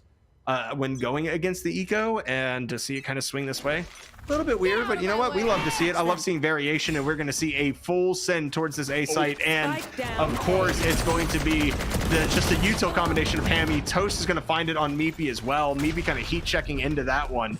And after losing 2, it's going to be a 3v4 here. We're going to see how this plays out. Yeah, of course. The Seasonade combo. It's a combo as old as, well, Fade the Agent is, at least. It's just so strong in the right hands. But of course, curious to see how the rest of this round goes. Merc has that Rolling Thunder, and we've talked about how strong that is at clearing out these sites, especially on defense. I feel like it has so much more utility because it's a great retake tool. Merc, though, are they going to be able to find this angle? This Omen Smoke. So deadly. Little do they know. Merc going to be behind them, finds 1, 2. But it will be Hambringer able to collect that up. But 5 health in a dream. Hambringer's going to have to find some heads. He is going to have to find some heads, but the thing, when you're looking at it right now, is nobody actually rotated towards A. They were worried about the rotate out. Hambringer, 5 health, just needs 2 headshots. And I wish it was as simple as it sounds, but it definitely is not. We're going to see him looking for an early one here. One's going to immediately go up heaven. He's blind, and he is dead. Unfortunately, Robbie, with a great paranoia right there, just catches him with the corner of it. It's going to be an easy defuse, and it's going to be a 6-10 game. And finally, a team's able to hold on their buy around, so to speak, but even then, not the cleanest of holds here. Providence College only going to be escaping with 2 of their rifles here. Granted, I think there should be enough in the inventory for them to be able to buy them back. Yeah, it looks like Maxim's going to have more than enough even for the operator there. Looks like Toast's going to be the odd one out, but even then, there should be credits allocated around to potentially make that happen. Yeah, it looks like there's going to be another rifle in buy, so full buys from both teams. This is the first time we've had this here, 5th round in, and this is going to be a make or break round, I think, for MBU, because if they drop to 11, then your backs are up against the wall. Then you've got to force out the rest of this game. And nope, Providence, we've seen what they can do when they've got that econ advantage. They can really bring the hurt. Yeah, we're going to see if they bring the hurt right here. Of course, the Tour de Force is going to go active for MBU here. So Hamburger going to try to do some work here. We have Robbie and the beautiful rat spot, of course. They're not going to check this. Oh, they do. They actually find some damage. Robbie trying to get away, not even able to get the teleport off. And Hidden World's going to find one.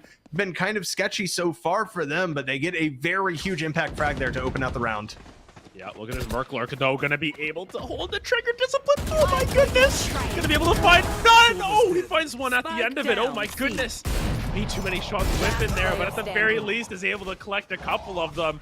That Merclurk was almost, I don't know what that can't be good, but nonetheless, Merc going to be able to find that 3rd one, and my goodness. Oh, that was a round of Valorant. That certainly was. You hold the trigger, you hold the trigger discipline for 76 years, and then you whip your first shot. It's just that's the most Valorant thing I've ever seen in my life. I'm not even gonna lie to you. I think we're gonna see the replay of that as well. Like, you're sitting here and then he gets bailed out. Luckily by Hammy, because I think Trevi probably would have had that kill. Merc's able to find Kenichi, and we're gonna go into the round number 18 here, of course. And I don't want to say it because I'm probably going to caster curse myself, but the 6th round prediction looking kind of strong versus that Eco once again, and Maxim on that operator. That's always a terrifying sight, and of course he's going to find the first blood. Showing that the first island set was the real one with the operator in it. You know, these new skins, they're okay. You know, they still have the Iron Mantle, of course. Going to be able to almost find another one there. Oh my goodness, yeah, Hamburger just got 2 in a row there. I thought it was the other chamber that got it, but I believe that was basically a collat coming through with a couple of headshots, and now MBU starting to push towards the C side, but Robbie's here, and Robbie's been really good at holding down these sites thus far.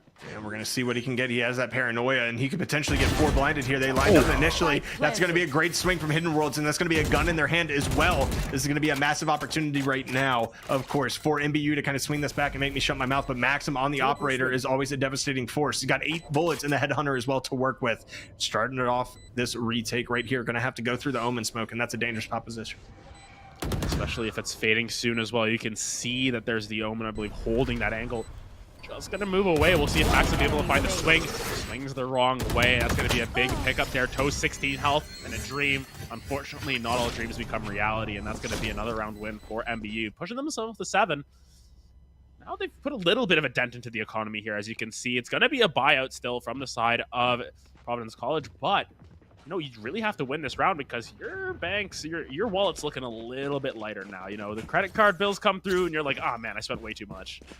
Yeah, or a mortgage payment or whatever you want to call it. Just call it being a millennial. To be honest just with call you. it, being broke at this point. That's sort of where they're at. Yeah, they're living paycheck to paycheck right now, and they got to earn theirs this round. I can tell you that right now. We are, of course, going to see the alt economy in favor of Providence. They still have that rolling thunder to use that they have not burned at all. So if they get an early read on this, I would like to see that breach go ahead and throw it out. We're going to see what comes out. Hammy has that early pressure, just that map control towards A main. They're not going to push out here. They're just going to wait. So we see, of course, just a rush towards C with only one going through garage. This is going to be very interesting. Yeah, Maxim on the dirt angle as well. The rat angle, as I like to call it. Just see what they can find. Actually not going to get spotted out either, so this could be lethal here. Sova Dart going to come down, though. That's going to be sort of spotting him out. Actually, might have dodged away from that one. Maxim finds one. Be able to find the other one over easily. Oh, that's a great kill from Hamburger, and Meepy Chilla going to find one as well. Hammy's going to be here on the flank, but gets spotted by the chamber trip, so they know that he is on the flank. We're going to have Meepy holding down this angle. We're going to see who wins this gunfight. It's going to be pivotal. We're looking like it's going to be Meepy, and Meepy is going to get the headshot. We're looking at Toast coming through, and a 1v4. Do you save the rifle here? Because that's what I would be calling. Might be tough. We'll see what Toast is able to do. I think there's still a little bit of money on one of these members. Not sure if it's on the Omen here. Meepy going to be forced back out, but now they know exactly where the state is. Toast looking aggressively. We'll go down to Meepy as they find another 3K. And yeah, I don't know. The money is on Toast, so I guess Toast has enough to buy maybe a hero rifle this time around, but even then, MBU, they're feeling pretty good about themselves now. Granted, those ultimates that we were talking about still in favor of Providence College. They've still got a lot of tools to be able to secure this 2 more rounds for themselves. But once again, they haven't used them, and it's a little bit worrisome to see them be so conservative with them. I just, I mean, I'm not trying to criticize anyone here, of course. I just don't see the value when you have the frag advantage as a team for the most part. Holding on to those when you know, like, especially Merc, right? You're 18, 11, and 15. Bro, just, like, use your ult. I'm sure you'll be fine because he gets another pick right there. And a little help from the chamber on the headhunter with the assist, but that is massive to be able to get a rifle out of that. And we do see quite another Ion Phantom once again. Or, I'm sorry, an Ion Vandal here. It's growing on me. You know what? The more that I see it, it's kind of nice. But Maxim able to find the headhunter, chamber on chamber action. Only needed 1 bullet in that chamber to be able to kill him off. Cammy around the back finds another one. My goodness, the Thrifties have just been absolutely nasty every time. I say that and I cast the curse it immediately. But yeah, Providence College here with, barely anything in their wallet. They got $13 in a ham sandwich or something, and they're still able to put together 3 kills. Now MBU going to have to try and get a little bit creative here because look at all of these players just playing so passively, waiting for anyone to make their move. Merc, that opening frag was really nice coming through from this breach. Certainly was, and he still is holding on to that rolling thunder as well. So you got to assume on the Thrifty round that they're going to use it as soon as they hear a plant down. But he's going to be lurking towards the A side. We see 2 in garage right now, but with Maxim still alive, they're actually going to smoke off the trademark. That might get them past. This might be dangerous, but he hears the smoke go down. It's going to be dangerous right now. The right click of destiny, not going to be able to get through Hidden Worlds, but they know exactly where he is. They're going to be collapsing on him right now. The chance for the Thrifty is definitely here. Hidden World's going to find one. Does he know there's one behind him? Going to use the Seekers as well, and then you're going to see the ult come through from Merc as well. Has he found a weapon? That is going to be out. Here comes the fault line coming on the default plant spot. They have to stick it. There's no time left. It is stuck. The concuss is going to be over, and he has no flashpoints to work with. It's going to be Hidden Worlds with the 4K. And is it closer than it should have been, Adam? Absolutely. But Worlds is able to clutch it out and bring this to 9-11. Oh my goodness. And this is going to be just a magical round, I want to say, from the side of Hidden Worlds. Like, it's sort of the same as Meepy Chilla's 3K earlier in the clutch situation, underperforming for most of this game, but this round really coming alive, able to find everything that they want. And now MBU have a huge econ advantage. I think regardless, they're going to be able to buy out for the rest of this half, and now starting to push this towards overtime. This could get really interesting really quickly, but now started switching this around. Maxim now going to be the one going on to the C site. I think this is the first time that they've actually opted from this angle, and immediately it's spotted out. Yeah, it's going to be one of those things where you still have to teleport, though, so you're still allowed to play aggressively here if you want to. It's going to be the fact that, Konichi finding it. Hammy doesn't get by, doesn't really get stunned by that. Oh, and this is a showstopper coming out. Going to find another. Oh, Hidden Worlds, you got to do some work here. Hidden Worlds is going to be able to find one. We are tied with a 3v3 right now.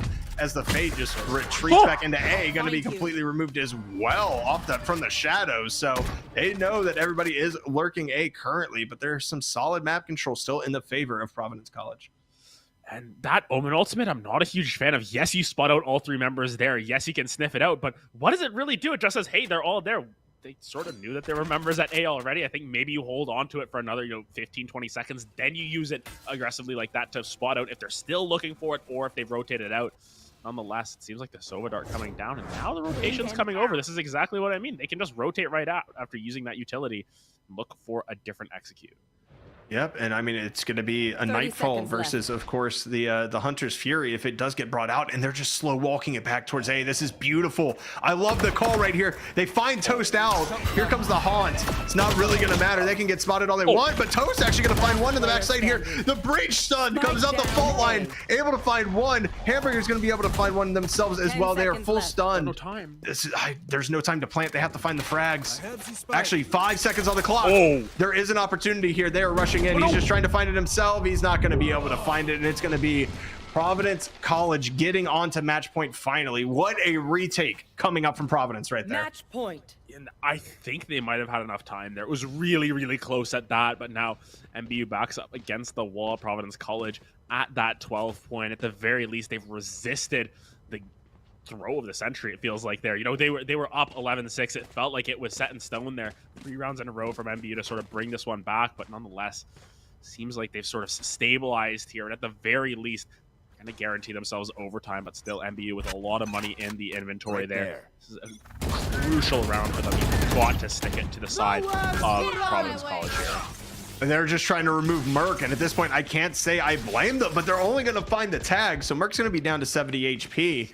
Robbie sitting here on top of B site and going to take care of the dart as well. Oh my God, Robbie, you were just a manimal. My goodness, Robbie's able to land that one. That was an excellent shot. I mean, the falling target's so difficult to hit those heads sometimes, but nonetheless, look at where Mipi Chilla has moved up. This is such a crazy angle. Trevi actually going to be able to collect onto Robbie as well.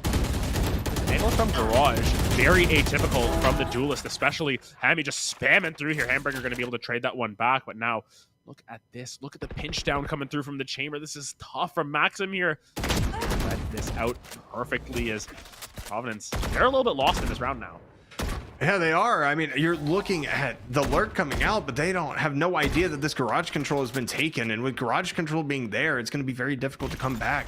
You do still have the Nightfall for the retake, so I don't think they're completely out of it yet. And this is going to be one of the biggest frags that can possibly happen right here if the timing is found by Hamburger. Oh, and he's going to go to use the Nightfall, and Hamburger finds it. Now, Maxim might have the Maxim has a shoulder, almost finds a second one as well. This is going to be extremely dangerous now that you know you have the operator down on the opposite side. Merc still available, staring down the smoke. Gonna find a little bit of chip damage as Trevi gonna find that. This is gonna be tough sledding ahead for Maxim here. With that, of course, the tour de force can find the frags, but he's gonna have to be pinpoint precise. Especially since Spike is planted at the back of site, or not in the sight line at the very least. You've got some angles to hold for the side of MBU, so maybe holding the line here in the Omen smoke as well. Still difficult for Maxim to really sniff this one out. You're going to have to take an extremely aggressive angle. And there's a tour de force on the enemy side, so I mean, it's just one shot, one kill. That's all it comes down to here. Maxim still trying to sniff this one out. Trying to spot this out. Oh, Hambringer finds the shoulder first. Speaker's advantage, it seems. MBU, they hold the line. Once again, this game has been so close. I wouldn't expect anything less from one of our cast, Adam, at this point. I mean, rare Adam, we get rare sights, and after map 1 to come back to this and now see, I mean, Providence has to win on an eco right now. And then, or it's overtime next round with full buys on both sides. It's just, it is coming down to the wire. Now, we have seen a Thrifty out of them before. They do still have the Nightfall available, of course. MBU, no ults currently on the board, and none really look to be grabbed this round unless Trevi or Hidden Worlds kind of find themselves a couple kills. And Meepy is going to be ultra aggressive here, but is he going to find the shorty? This is going to be dangerous. This is really tough. It looks like the dog's going to come out, actually spawning it out. That's great dog use coming through from this guy to be able to spot it, and that's already 2 kills going down. Huge advantage for the side of MBU as they look to execute onto the site, and now you've just got to try and find anything you can. You got to take some guns out of those hands. Nonetheless, the economy's still going to be booming for MBU. Going to be a really tough play, but Robbie has been so sure with these shots this game. If anyone's going to pull it off, it has to be Robbie, you've got to feel. It most certainly does, but I mean, with Hardbringer being right there where he currently is, it's going to be tough sledding. And the wide swing of Robbie? Huh? Check his PC? Oh, no! Oh, Robbie is just doing work right now. Max is going to find one through the smoke. Almost gets Trevi down. Merc's going to find one. We're in a 1v1 opportunity right now. This is going to be extremely dangerous. Kenichi just going to reveal the area. See that he's still sticking the spike. He's going to be down to 1 HP. If Merc hits the shot, I swear, but he doesn't have the time. It's going to be in favor of Kenichi. But it looked like it was going to be a flawless Adam, and it goes down to keeping one gun on the side of MBU. That is an insane save round from PC. Really well played, but at the end of the day, it doesn't really matter. You look at the gun advantage, the economy advantage still coming through. It was close, and it was very exciting. But in the grand scheme of things, you know, they've still got enough money to buy out. This is the pivotal round. You can see Maxim going for the glass cannon, actually, with just the operator, no shields. I don't think they have any headhunter bullets either. They're going to be extremely limited in their agency, apart from maybe getting a kill or two. But you can see just aggressive execute here. MBU want to push this to overtime. They want to try and bring back the comeback of a lifetime, it feels, and Merc going to be able to find one already. This is already looking a little bit rough for the side of MBU. This is looking a little bit rough, but they've only lost one, and they could potentially still have some map control here as we have one coming out, and the omen of the paranoia comes out, and my boy Merc says he doesn't care. We're going to have some trades coming out. Maxim's going to lock it down. 11-13 is where the party ends, and I gotta say, I'm a little bit disappointed. We talked about, you know, the glass cannon coming out, the win conditions for Providence were just so dire right there, and they needed everything to swing their way, and it in fact does. I mean, Providence kind of just clutching up in the last round there. You definitely love to see it if you're a Providence fan, but oh my, after that first map,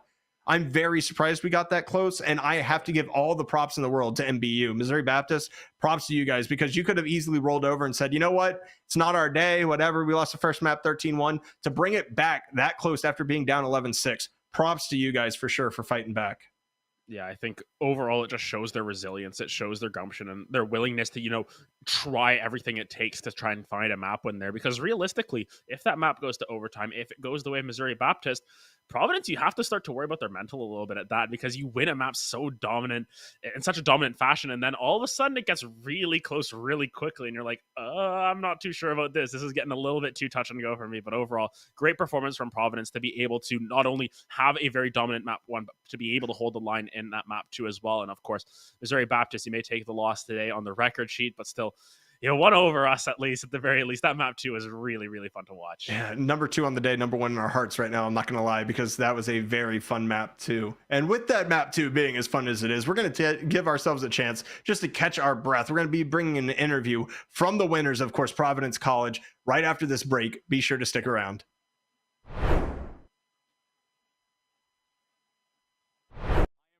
And I get a really neat opportunity here. We get to interview Burns from E United. Burns, how you doing? I'm doing well. How about yourself? I'm doing great. We're on day 2 of the event. It's been a fantastic one. I ran into you yesterday, but we were running around like chickens with our heads off, and it has been, I mean, how has your time been here? What has this event kind of been like? Yeah, it's great. I just love being in the passion pit, seeing all the college kids go at it. Reminds me of like an old school MLG event almost, but being like in the epicenter of the passion pit, seeing Rocket League, Valorant, Overwatch, and Smash, just it's amazing to see all of these schools compete against each other and get a shot to play on this main stage. Yeah, no doubt about it. And tell us a little bit about kind of what is E United, right? Because we know that you're here, we know you're here to represent them, but for the people that don't know, what is E United? Yeah, E United was founded in 2016. We're a professional esports organization. We've been in League of Legends, Overwatch, all the way to Battle Right, I think it was called back in the day. Right now in 2022, we are in Gears of War, Halo, Rocket League, PUBG, and announcing a new title tomorrow. I know, get the small intel here. So it's a lot of fun. I went pro in Call of Duty when I was younger. I ended up playing my last event under E United, switched in 2016, and I've been the GM ever since. So it's a true blessing to be able to stay with an organization for as long as I have, and we love giving back to the collegiate community. I actually graduated graduated from Full Sail in 2013. I was a little confused about the jersey. I was a little... Yeah, so the Full Sail boys are out of the tournament, unfortunately, but I decided I would rep them today in their honor. Yeah, it's just great. I love working with younger individuals who are trying to find their path in esports, and these college kids are really showing what they're all about. Yeah, so to be kind of an ex-pro player, where a collegiate scene at the time didn't exist, especially not to the scale right now, what is it like to see such high levels of success, such high levels of support for something that you weren't able to kind of get as much support in at the time, something that was looked down on a lot more? Yeah, I'm extremely jealous. That's all I can say. Full Sail started their program in 2017. When I was there in 2011 and 12, it was just a bunch of nerds running around, just creating their own clubs. I was still striving to go pro, but now you have these opportunities to play on main stage, play in front of thousands of people. We just had locals back in the day. You would show up and play for like $200, $100. It was like lunch money. Right. Now these kids are playing for scholarships. They're playing for fame. They could pop off here and end up getting a sponsor for $10,000 or $20,000 from somebody. Right. So the opportunities are just endless at the moment, and I think it's just great that you basically can prove yourself and make anything happen right now. It's instead of kind of what you had gone through, being in college and also trying to go pro, these kids can try to go pro while being in college. It's hand in hand instead of those two kind of battling kind of matchups. So if somebody's trying to go pro, right, they're like, Burns, I want to be you one day. I want to be the GM of E United one day. What is that first step to really take it from a hobby to a passion, to a job? Yeah, I think I've told this story a lot, but it's really, I thought about going pro every night before I went to bed. Right. Like, I lived and breathed Call of Duty for years. It was my life. I had to skip dinner sometimes. I had to skip family functions, and my family didn't really understand, but it was what I wanted to do, and it all worked out. But at the end of the day, you always need to kind of be organized. You have to have the ability to not put all of your eggs in one basket. So even though it worked out for me, there are so many opportunities in esports. There's being a caster or interviewing people. There's working in production. There's helping people get waters. Like, literally, there are so many opportunities. So, oh, this crowd's awesome. They're going crazy, dude. They stayed on their last life right now. Off subject, Smash, regardless if it's middle school, high school, college, it pops off all the time. I love it. Well, Burns, thank you so much, man. I really appreciate it. Yeah, no worries. Thank you, guys.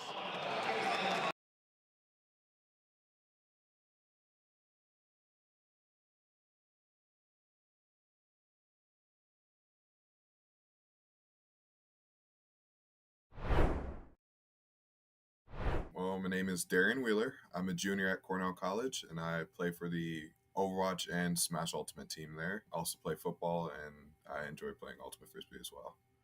Wow, how do you have time for all that? I have no idea. Just gotta prioritize, right? Yeah. So how long have you been playing Overwatch and Smash, you said? Overwatch, I started playing the summer before I came to Cornell, which was in 2019. And since then, I've gone from bronze to master's ranking just by being on the team. And Smash, I started when the game first came out, but I haven't played the game competitively until around the end of last year. And what made you want to start competing? At the time, our esports coach, we just started getting into like big tournaments and stuff. And so we went to a tournament where one of the PGR, one of the top 50 players in the world, was appearing, and we played him, and it was not pretty. It was, we got stomped into the dirt. And so that I didn't like that. So I said, you know what, I'm gonna get better. I'm gonna play better, and I'm gonna figure out how to beat someone like that, because that was not fun. And what have you done to get better at the game? Like, what kind of strategies do you use? We have weekly practices. We have Monday, Thursday, and Friday. We practice. I play by myself, of course. I go to tournaments. And from these tournaments against good players, I take the film that I get and I VOD review it, learn what I could have done better, and figure out things like positioning, usage of abilities, that type of thing. So what do you think about your team? How does it feel to be a part of an esports team? And do you guys all get along? Are you guys friends? Oh yeah, it's fantastic. If we're all in the room together, we're just joking around. Which sometimes makes it hard to practice because it's very hard. It's hard to get serious when it's really goofy like that. But I love being on the team. This is like one of the reasons I stayed on the esports team, because we had a director change. Despite the director change, was because I just love the team. That's really good. You guys support each other and all that. That's awesome. You said you've gone to competitions and stuff. Well, how often do you think you game a week? How many hours do you think you play a week? Maybe over 24, maybe 30 hours. It's a lot of time. You play Smash and Overwatch. Which one do you like better and why? I like Smash better. Fighting games have always been my thing before shooters, so that's part of it. And I'm much better at Smash than I am at Overwatch. Overwatch is more of a team-based game, so your individual performance matters a lot less. But Smash, everything that you do, it's all on you, so you can always improve on that. And I know you've been to competitions and stuff before, but do you still get nervous when you're about to compete, or are you pretty confident? Oh man, yeah, I get nervous still. It depends though. I usually have music playing, calm my nerves. But especially if I'm going against a player who I know is very high ranked, very well known, very good. In tense situations, I just get nervous, and it just doesn't go well if that happens. But yeah, I still get nervous. Yeah, I think that's natural though. Are there any specific teams or schools that your team kind of watches out for or that you really want to beat? Iowa State, their team is crazy. So they have most of the top ranking players in Iowa. So those guys they have a big target on their backs. Can you tell me Hello and welcome back once again to Esports U. You just saw a matchup, of course, in between Providence College and Missouri Baptist University, with Providence College taking that beautiful 2-0. And with that being said, there was one man, the myth, the legend, that popped off for his team last map. It's going to be, of course, Merc joining us right now. Merc, how are you feeling after that one, brother? We're feeling great after that one. Definitely feeling great. We had a nice one on Ascent, nice one on Haven. We haven't dropped the map yet this season, so we're definitely feeling good. Yeah, and just want to get your mentality going into that map too there. After such a dominant win on Ascent, how do you sort of recenter yourself to get back into the right headspace for Haven so you're not going in, a little bit too headstrong? What's sort of your mentality in between games? Yeah, so after that Haven or the Ascent win, we came into Haven and we were just saying, let's act like we haven't played them before. Let's just go into it doing our normal stuff. No, running them down, being disrespectful. Just act like we don't know what they're going to come out with, what they're going to play like, and just play our game how we play our game. And they certainly came with a different tenacity in that map number 2. Of course, y'all's game plan on Ascent was just extremely solid. Of course, on defense, y'all were able to just ride that momentum through map number 1. And map number 2, they kind of did bring some adversity to you guys. So I was kind of interested because I thought at some point when they got those 3 rounds, when they were on defense, when y'all had won the first 3 as well to kind of extend that lead to 11-6, I was kind of surprised y'all didn't call a timeout. What were the comms like at that time? And why were y'all still confident after they took those 3 to make it 11-9 to not call the timeout and just kind of let it ride? Yeah, so we didn't call a timeout because we were still pretty confident in what was going wrong. We were switching some stuff up on defense, and we just decided it just wasn't working. We just need to keep going with what we started with. So we didn't really feel like we needed a timeout. We were feeling good. We knew what the issue was, so we switched back, and we secured the dub. Yeah, now going 4-0 on the season, you're starting to establish yourselves as one of the front runners in this conference for yourself. What do you have to say for any of those other teams out there that you're going up against in the next couple of weeks? For any of the other teams out there that we're going up against, we're coming. We're not slowing down at all. We haven't dropped the map yet, and we don't plan on it. So just watch out. All right, and this one's more for the fans and, of course, myself and Adam as well. I have to ask because two days in a row that Adam and I have casted together, we have seen the exact combo of Ascent, Haven, and Icebox. Obviously, you guys dominated Ascent, so I don't expect that to be out of your map pool anytime soon. Will we be seeing any Pearl or the revamped Fracture in your future, or are we going to stick with the base where y'all feel y'all are comfortable? Yeah, we can play any map that anyone throws at us. We're feeling fine on, so it doesn't matter to us. Well, Merc, I definitely appreciate you joining us. Do you want to give any final shout outs before we let you go? Yeah, I got 2 shout outs. So first, shout out the whole team for grinding out that dub, and also a little thing that we do every time we get an interview is shout out Ashley. It's an inside joke, so she'll see that. Shout out our girl Ashley. Well, definitely love to have fans of the esports program. So, Ashley, if you're out there, they are letting you know that you are heard and you are valued. Merc, thank you so much for joining us tonight, brother. Definitely appreciate you stopping by, and I appreciated your breach gameplay on Haven because that was a masterclass. Thank you, guys. Thank you. Have a good night, man. You too. Bye. With that being said, it's not over for Esports U tonight. We're actually going to be bringing you some Rocket League action. So, Adam, I'm going to throw it to you. Any final words with the matchup that we've had tonight so far? No, just want to give a huge shout out once again to Esports U, the crew behind us, of course. Colton as our TD, as well as Lemon the Observer there. We got some really nice replays there, including the one where Merc had trigger discipline and then didn't actually have a trigger. Well, I'll have to see that. All well, jokes aside. Also, huge shout out to you, of course, for being my co-caster. Absolutely wonderful. Made the sick game a little bit better for us so that we could get through it together. But honestly, thanks to everyone here at Esports U. Yeah, I have to say the same. Everybody at Esports U putting these kids on the stage, being able to have the games casted by us. I mean, we're really the benefactors here because we get to see some excellent Valorant like that Haven matchup that we just saw. And Adam, it's always a pleasure working with you, of course. And I'm actually going to throw it to two colleagues that I've actually worked with before. So on the other end for our Mountain West Rocket League, we're going to be throwing it over to Chixa and Pyro J. So they're going to be bringing you the action for the rest of the night. From all of us here at Esports U for Valorant, thank you so much for tuning in. I hope you have a wonderful rest of your night. What you think about CECC, and do you think your team will go to Atlanta? Currently, our team we're going over a massive overhaul because we're down a lot of players due to transfers and other things, but it's still possible. I think we can do it. Okay, yeah, we hope to see you there. Backtracking a little bit, what are you studying in school? What's your major? Biochemistry. Okay. Jeez, you do it all. What the heck? What do you plan to do with biochemistry? And do you ever see any overlap between what you're learning in school and esports? My initial plans were to possibly go into medicine, but I'm leaning more towards biochemical research. So I don't know if that overlaps somehow, but if it can, that'd be great. Would you ever want to be an esports coach? Of course. It's so fun. It's so fun. Yeah, when you're not doing medicine and you find time between football and the ultimate frisbee, maybe you can be an esports coach.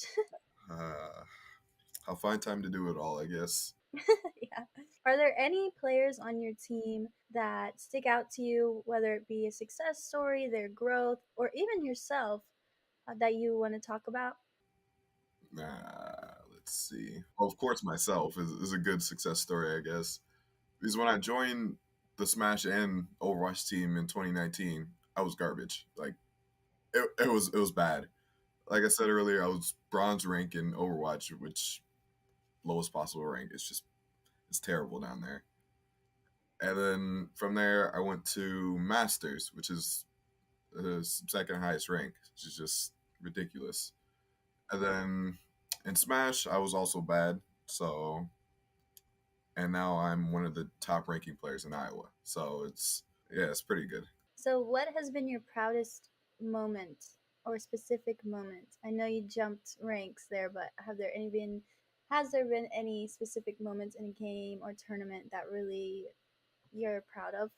It was last year during we had a Smash tournament, Smash Ultimate tournament. It was a Wi-Fi tournament. To qualify for the national part of it, we needed to beat this one school, and this school had some really good players. Like I think they had a Link player, and I forget the rest of them. But we were losing. I fumbled hard. I lost all 3 stocks, and I didn't take any. It was bad. And then my team rallied, and we beat them, and the whole room exploded. It was fantastic. Everyone was jumping all over the place. It was it was a great time. Let me imagine the energy. That's really awesome. So my last question for you is, do you have any goals for the rest of this school year that you want to accomplish? Well, for Overwatch, I do want to rank up again. I want to get GM. And for Smash Ultimate, I want to get a higher rank. I think so. In East Iowa, I'm ranked I think 4th or 3rd, but I want to be 1st. I want to be the top of the ranking. I don't I don't like being under 2 other people. It doesn't feel right. Well, I'm sure you can do it.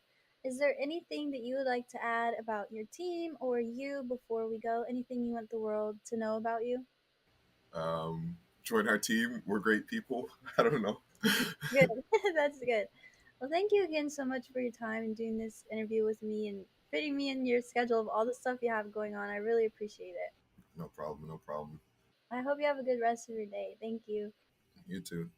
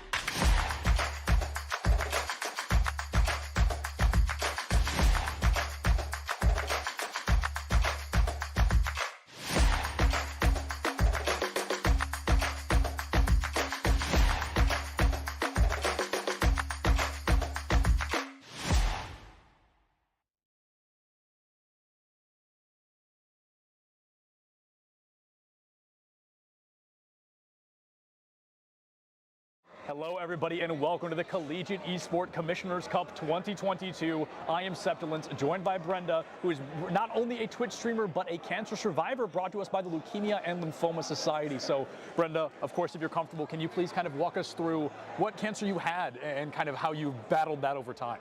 Yes, of course. So I was diagnosed with acute myeloid leukemia, AML. It's a very rare cancer. Thankfully, treatment for it is pretty good. So 97% chance of it never coming back. I've been cancer-free for 4 years now. Because of this, I am not able to donate blood, which is something I always wanted to do. So I found different ways to help out, and doing charity streams, charity events has helped out a lot. Great, and what a perfect segue. I was going to ask, I feel like there's a very unique bond between cancer and video games. That's not something people would often kind of put hand in hand, but somehow you've gone above and beyond to create this connection between the two. And even off the interview, we talked about those charity streams that you've done. So can you walk us through kind of how you use your Twitch channel and your streams to bring awareness and raise money for these foundations? Yeah, so I use the site Tosify.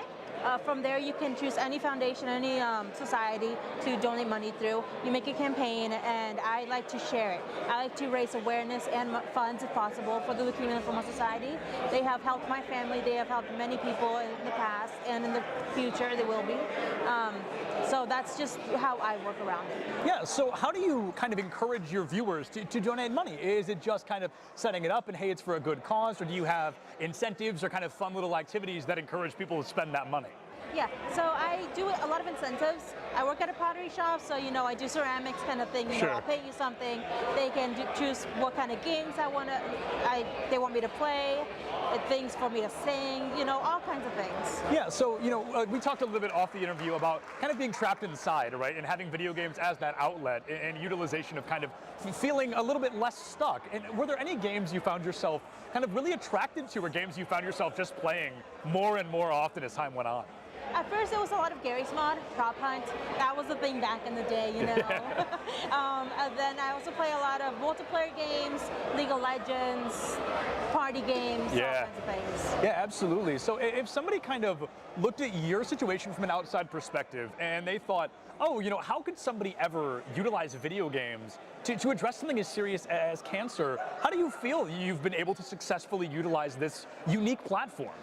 It's amazing, you get through Twitch, especially, and the other streaming apps, you get access to meet people all over the world. Yeah. People globally. So you get to raise awareness globally. You get to teach people about blood cancers, about what they can do to help people. So it's just an amazing way to spread the cause. Absolutely. Well, Brenda, just one more quick question. Well, less of a question, but more of an opportunity for you to kind of let us know where can we find you when you're raising all of this money and doing great things on stream? Of course. You guys can find me over at twitch.tv/GalloonsBunny.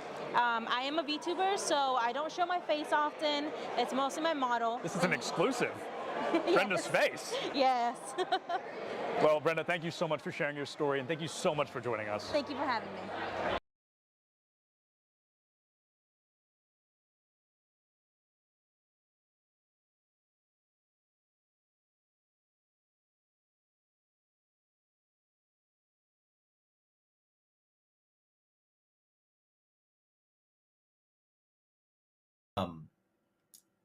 I really think that there's been a sorely missed opportunity for developers to take a step back from competition and take a step forward with community. And if they do that, I think we all win, because community, I would argue, is the one thing that no one's trying to solve. We're trying to solve recruitment. We're trying to solve competition. Tell me, where's community? Honestly, any one of you, go ahead. Shout out what's the national community for Scholastic right now. Any title, tell me. Yeah. Where do I go? How do I meet and hang out? Of the storm. How does Community 0. There's Yeah. nothing. It doesn't exist anymore. And it doesn't exist statewide. It doesn't exist school-wide. It doesn't exist region-wide. It doesn't exist nationally. It doesn't exist digitally on Twitch. It doesn't exist digitally on Discord. It doesn't exist through any form of skill-based development. It doesn't exist on any form of, skill-based learning or just pure socialization and fandom. Huge missed opportunity. You want to take their time and make it more efficient, in my opinion, tell Riot Scholastic politely to stop what they're doing with competitive, and their integration with LCS should be, Twitch, symposiums and summits and conversations and learning and all sorts of wonderful things, and promoting camps and educational learning activities and RSSA sponsored curriculum. That will move the needle. I don't see any of that. So Chris, that was pretty much the last topic. You kind of wrapped it in a nice package called community. And I was kind of thinking more from an organizer and a broadcaster point of view around growing fandom. And how do we get fandom around collegiate esports to look more like traditional sports across the board? And, that helps us go out and sell sponsorships in the place, of which trickles down to all our member schools that we represent. But when we go to brands and we can't check that box of, 1 billion impressions and 1 million views, we still are challenged with selling those sponsorships. So my last and final is, do we have any secrets around how to grow fandom or grow community let's just start with on campus? I got the big one real quick. Okay. Best way to grow community: food nights. It has nothing to do with playing the game. I'll give you a real life example. We used to do dollar burger night at the University of Cincinnati. We'd just go out to Bar Louie. We used to have dollar burgers every Wednesday. We'd post in at this time those Facebook groups, tell people where to show up. 6 people, 12 people showed up the first week. By the 3rd month, we had 40 plus people coming. And it was the biggest revenue night of the week for Bar Louie every week, purely because of us. But we had friendships, we had relationships, we had roommates, we had all sorts of great, wonderful things come from that. And that translated to our LANs, our club meetings, and everything from that. It was nothing beats food nights. Just like pro sports, we need to focus on tribalism. And the way that you create tribalism is you have to prioritize in-person experience, in my opinion. I think that there's a lot of companies trying to become unicorn online platforms, but at the end of the day, I think we need pockets and hubs around the country that serve as regional and local hubs. Once you get a group of people together that share their love for the team that is on their campus, they start to develop a bond around that. You can do that online, but it won't be nearly as effective. Professional esports is having this tribalism problem because it's the majority of it's online. It's resulted in fans following players more so than the teams. I mean, that's a pretty broad topic, though. Like, we're starting to see those trends in traditional sports as well start to occur. People will follow LeBron and specific players on different teams to wherever they are. But I think for collegiate specifically, schools need to create meaningful live experiences. And if we're talking explicitly about fandom, you have to make the students on your Hello, everybody, and welcome to Esports U Broadcast. We've got the best in the biz for collegiate Rocket League. And listen, it is the first time that we are broadcasting the Mountain West division here. So welcoming teams such as University of New Mexico and Fresno State University. So excited to get into the action today. My name is Pirate J, and I'm here with Chicksa. Chicksa, we ready to bring in this conference to the Esports U Broadcast? Absolutely. This is my first time in the booth with you, and I mean, we've met each other at Worlds. We've been around the same groups. We just haven't been blessed together in the booth. Finally, we get that opportunity, and what better than to break it into this new conference? Both these teams, I really didn't know much about them. Quick little CRL search. They're about seated the same when it comes to competing in the CRL Opens, 102 and 112. So with that being said, their MMRs should be pretty similar. Okay, similar MMR, similar stature, and the same division as well. I think that means we've got a good match on our hands. It's a best of 5 today here in the Mountain West. If you're not familiar with the division, it's actually a double round robin structure. So these teams are going to play each other twice throughout the season, the 7-week season, trying to get better than the rest. Well, folks, we can talk about it the whole time, or we can just watch the Rocket League on the pitch. So let's get into it. Let's go. We've got University of New Mexico in blue, FSU in orange, and 5 minutes on the clock.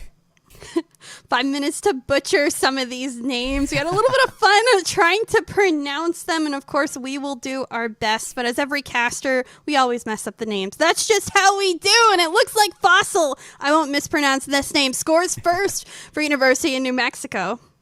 And no assist registered here, so I don't have to butcher that name either, Chicksa. It's just a solo own goal, or solo play for Fossil. No own goals here registered quite yet. And, you know, we have one team getting a good start to the match. It's always, sometimes you never know. In a best of 5 series, it can go by in a flash. So setting that first look, drawing first blood in the match, it can be so useful. Maybe they'll get the second as well. Ball rings right off of the post, and that comes so close for a second goal.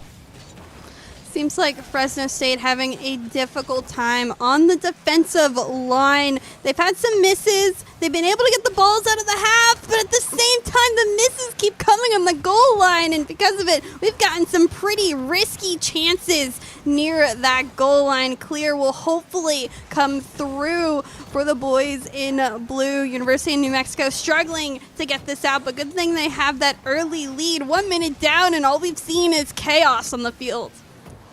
That's just how we love it here in Rocket League. We got Hai-Yi Hina almost getting there towards the goal line, having to really lock it up here.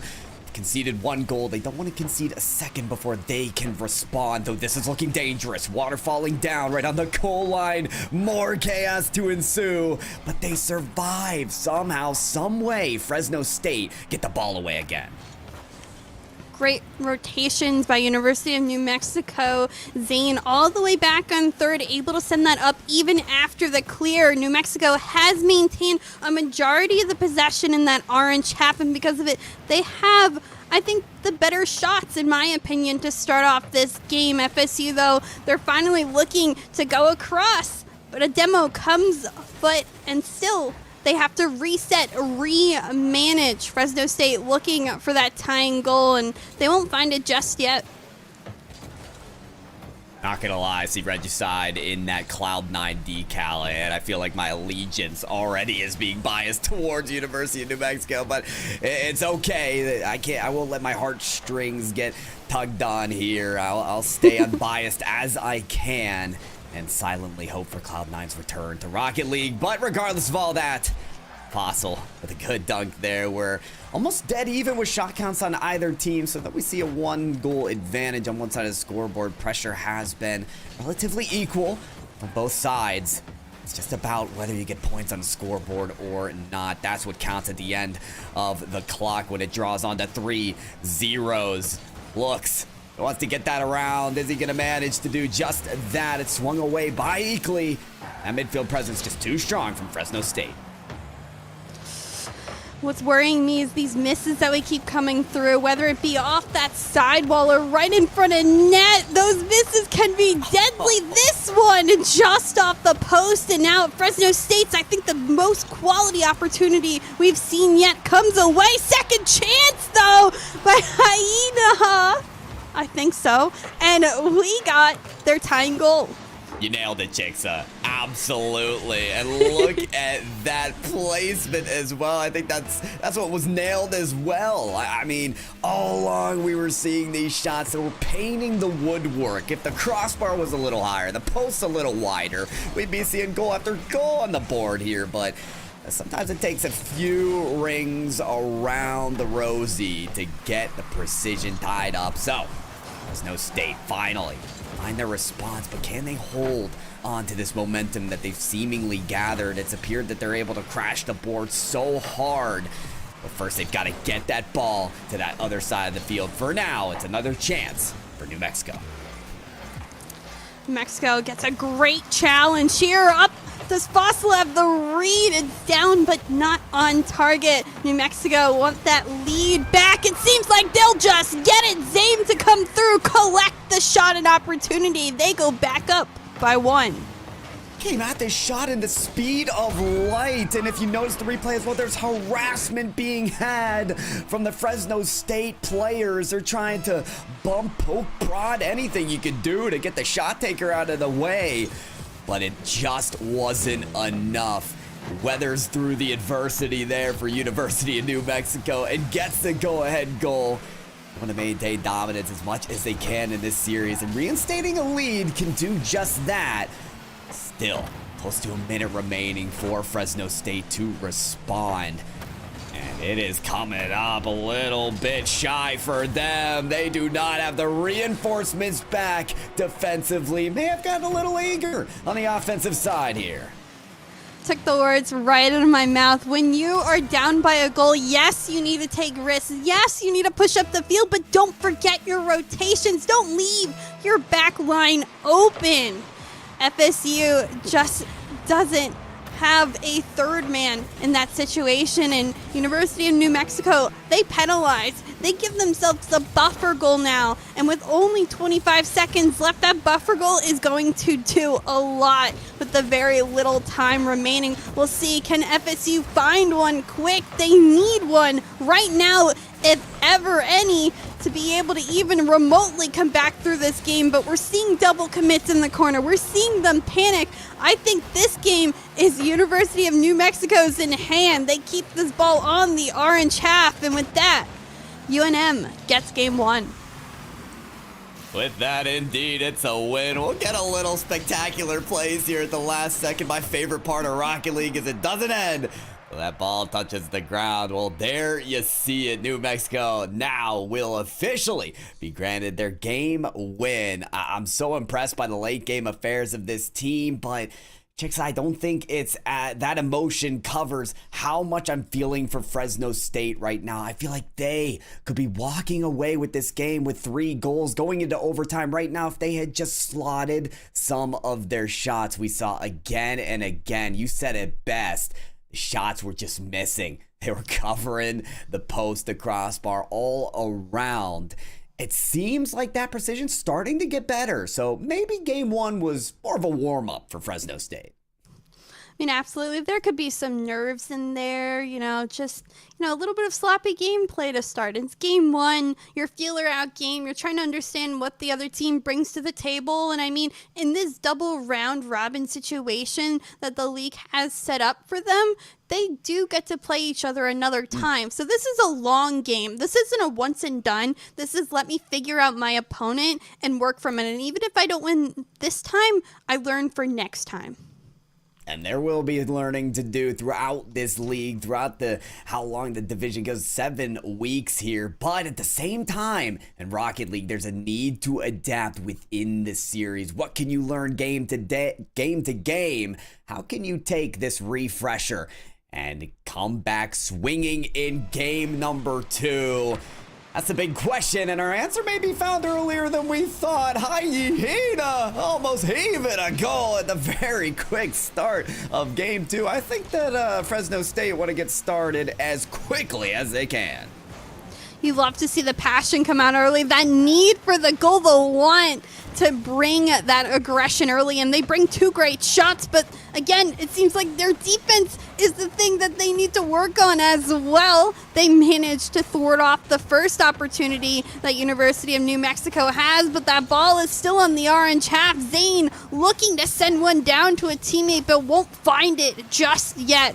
Fossil as well to keep up the pressure, equally patiently waiting, but a huge clear here by Laylox, and it'll go across field. University of New Mexico keep on bringing that pressure. Clears won't do it justice. Find the outlet pass, because that's dangerous in front of net. University of New Mexico, they're looking for that opportunity.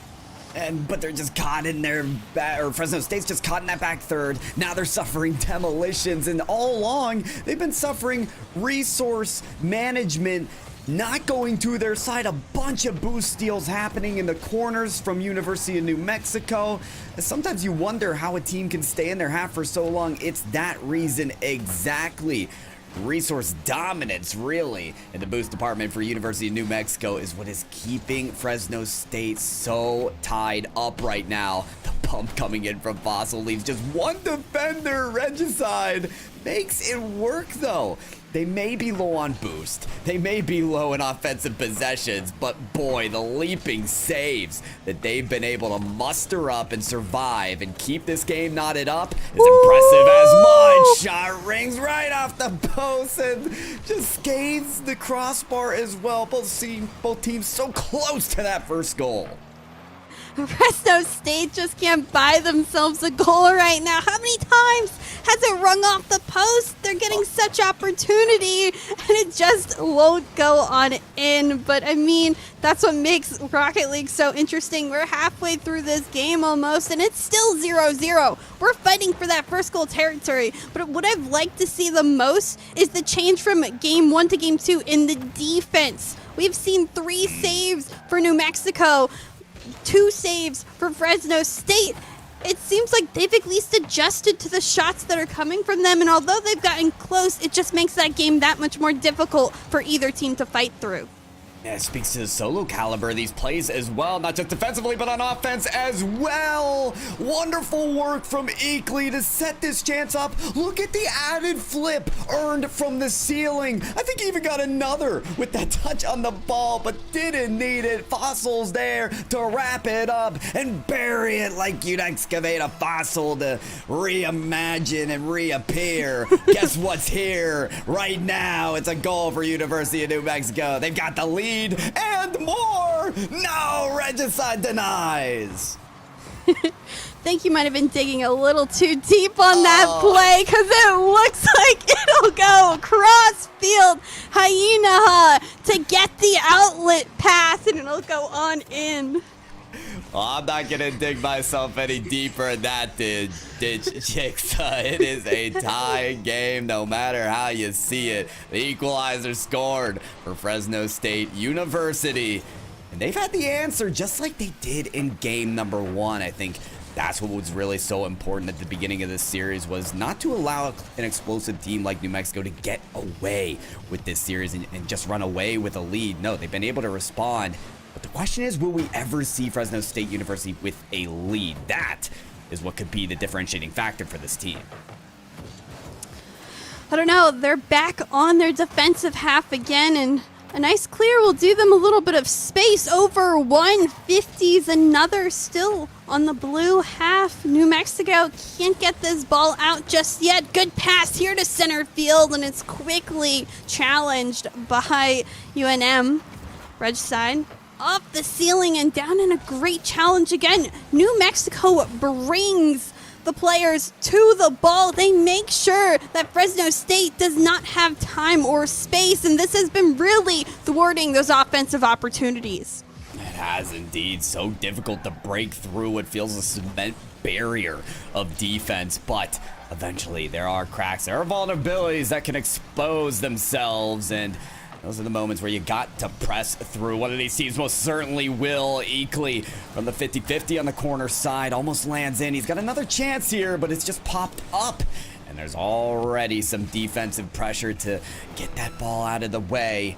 Fresno State, though it's a scary situation being on your back line, it's almost a comfortable area to be in. They've spent so much time here.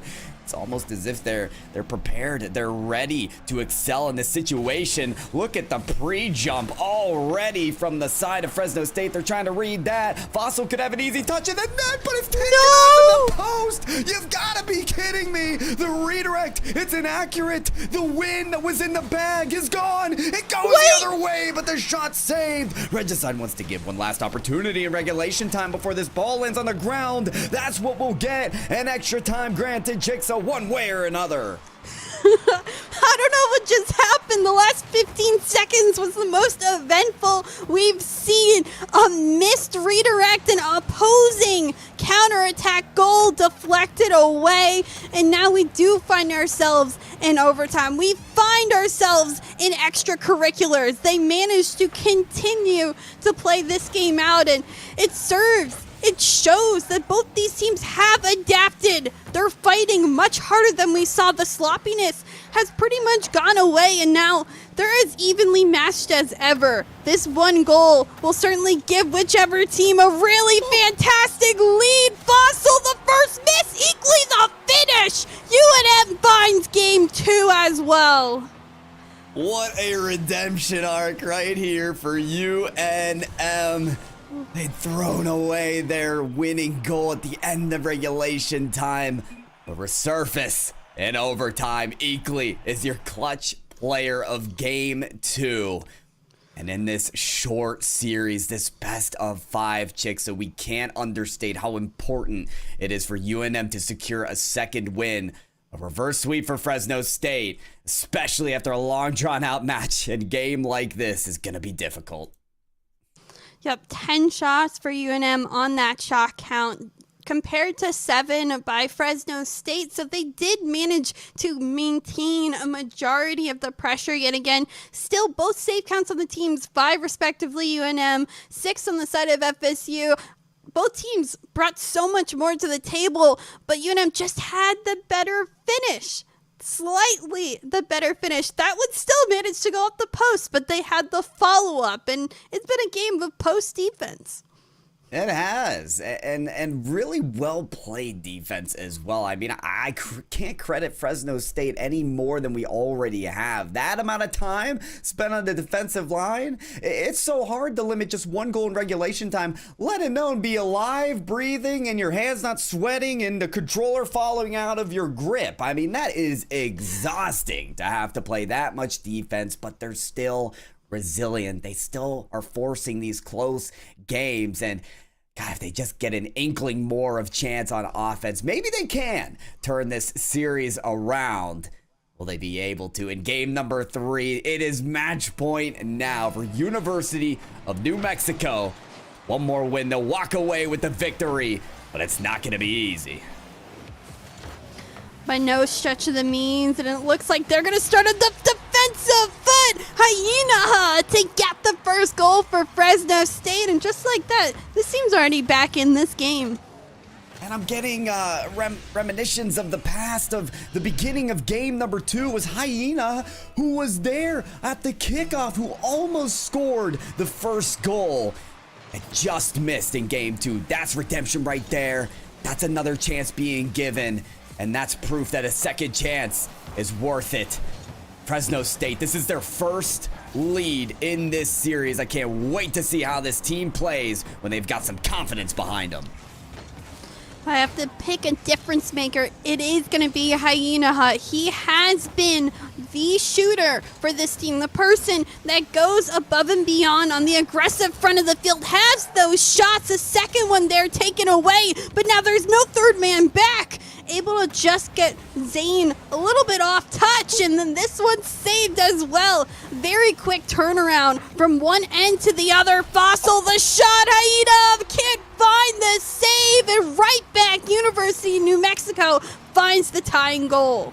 At this point, we're seeing which team can peak the highest. You called out Hyena, who indeed is just outperforming right now for Fresno State and made a gargantuan leap for that save. But guess what? The shot from Fossil, just too good. Just on the better side. They have the advantage, they have the tries, and this certainly puts Fresno State in a position they feel like they need to up the ante, where they feel like this moment of aggression, this lightning in a bottle that they've captured here, their first lead, it has to be advanced, and most indeed it will. Hyena is back for more. I cringed with that double commit on the corner by Fossil and Zane. You can't, on the defensive front, mess up your rotations like that. It leaves the back end completely open, and Hyena has been that finisher. They get the second goal this game. They have 3 of the 4 shots. They've also made 2 saves. At this point, they are absolutely carrying. The potential for them, endless as it seems, but one player cannot be the entirety of a team.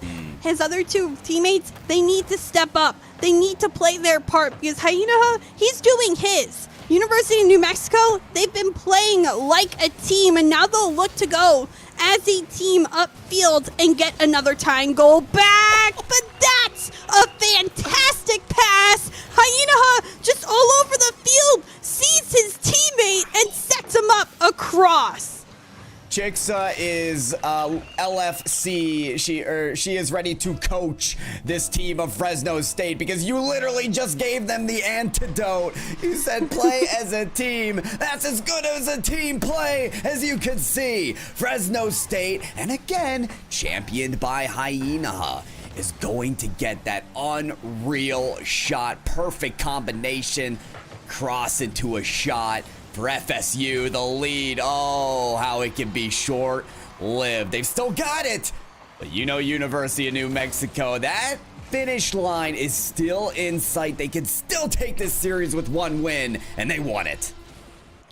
I mean, we talk about Hyena on the side of Fresno State, but we mentioned Fossil a little bit earlier in this series, and we should mention him again. Has both the goals now for University of New Mexico this game. Equally assists on both of those as well. So each team, they have their shooter. Clearly, they have their position to be. It's just who's going to be the better shooter and who's going to set up more team plays. Definitely those have been working on the front of scoring due to the defense that has just continued to get better on both sides of the field. But much higher scoring game than we've seen thus far. Still over 2 minutes remain, and FSU manages to still hold on to a lead, looking for more. This game has to be put in the encyclopedia of defense. I've just been enamored by the saves and the individual plays that these players have made to keep up to the pace, to be so vigilant to the shot takers and where they think they'll place this shot and be in position to make those saves.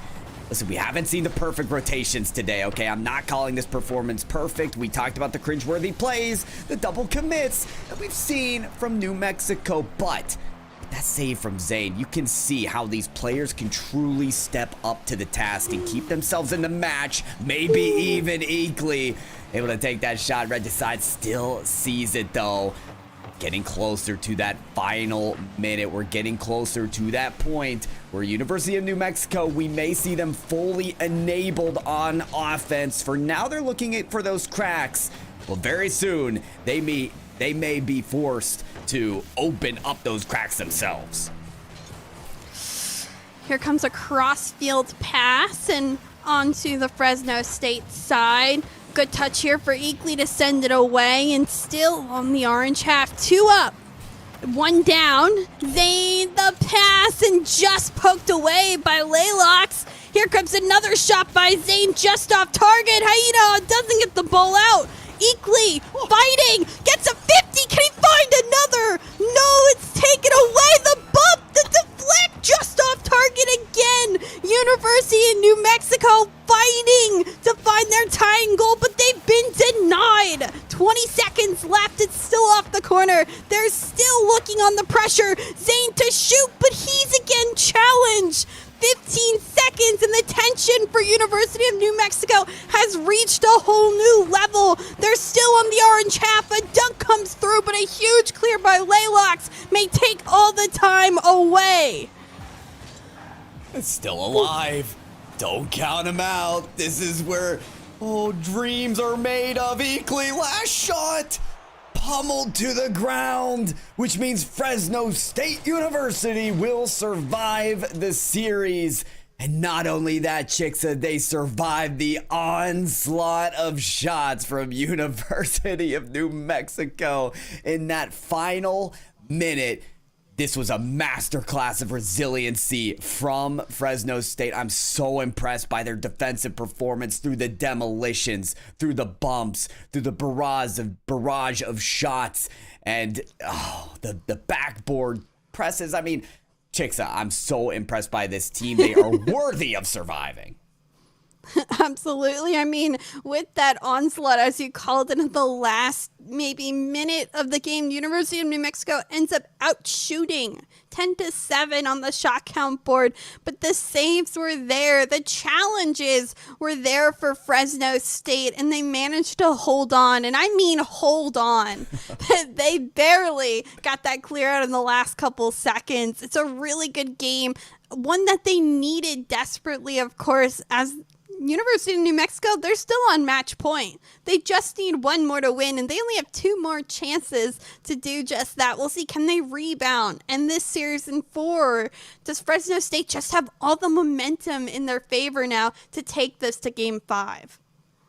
Could be true. They may have that momentum that they've been looking for so long. The fire in their belly is roaring, and they're ready to combat their opponents once again. Game number 4 has begun. I will say, for Fresno State, they've got to stick to their guns of what they started to do.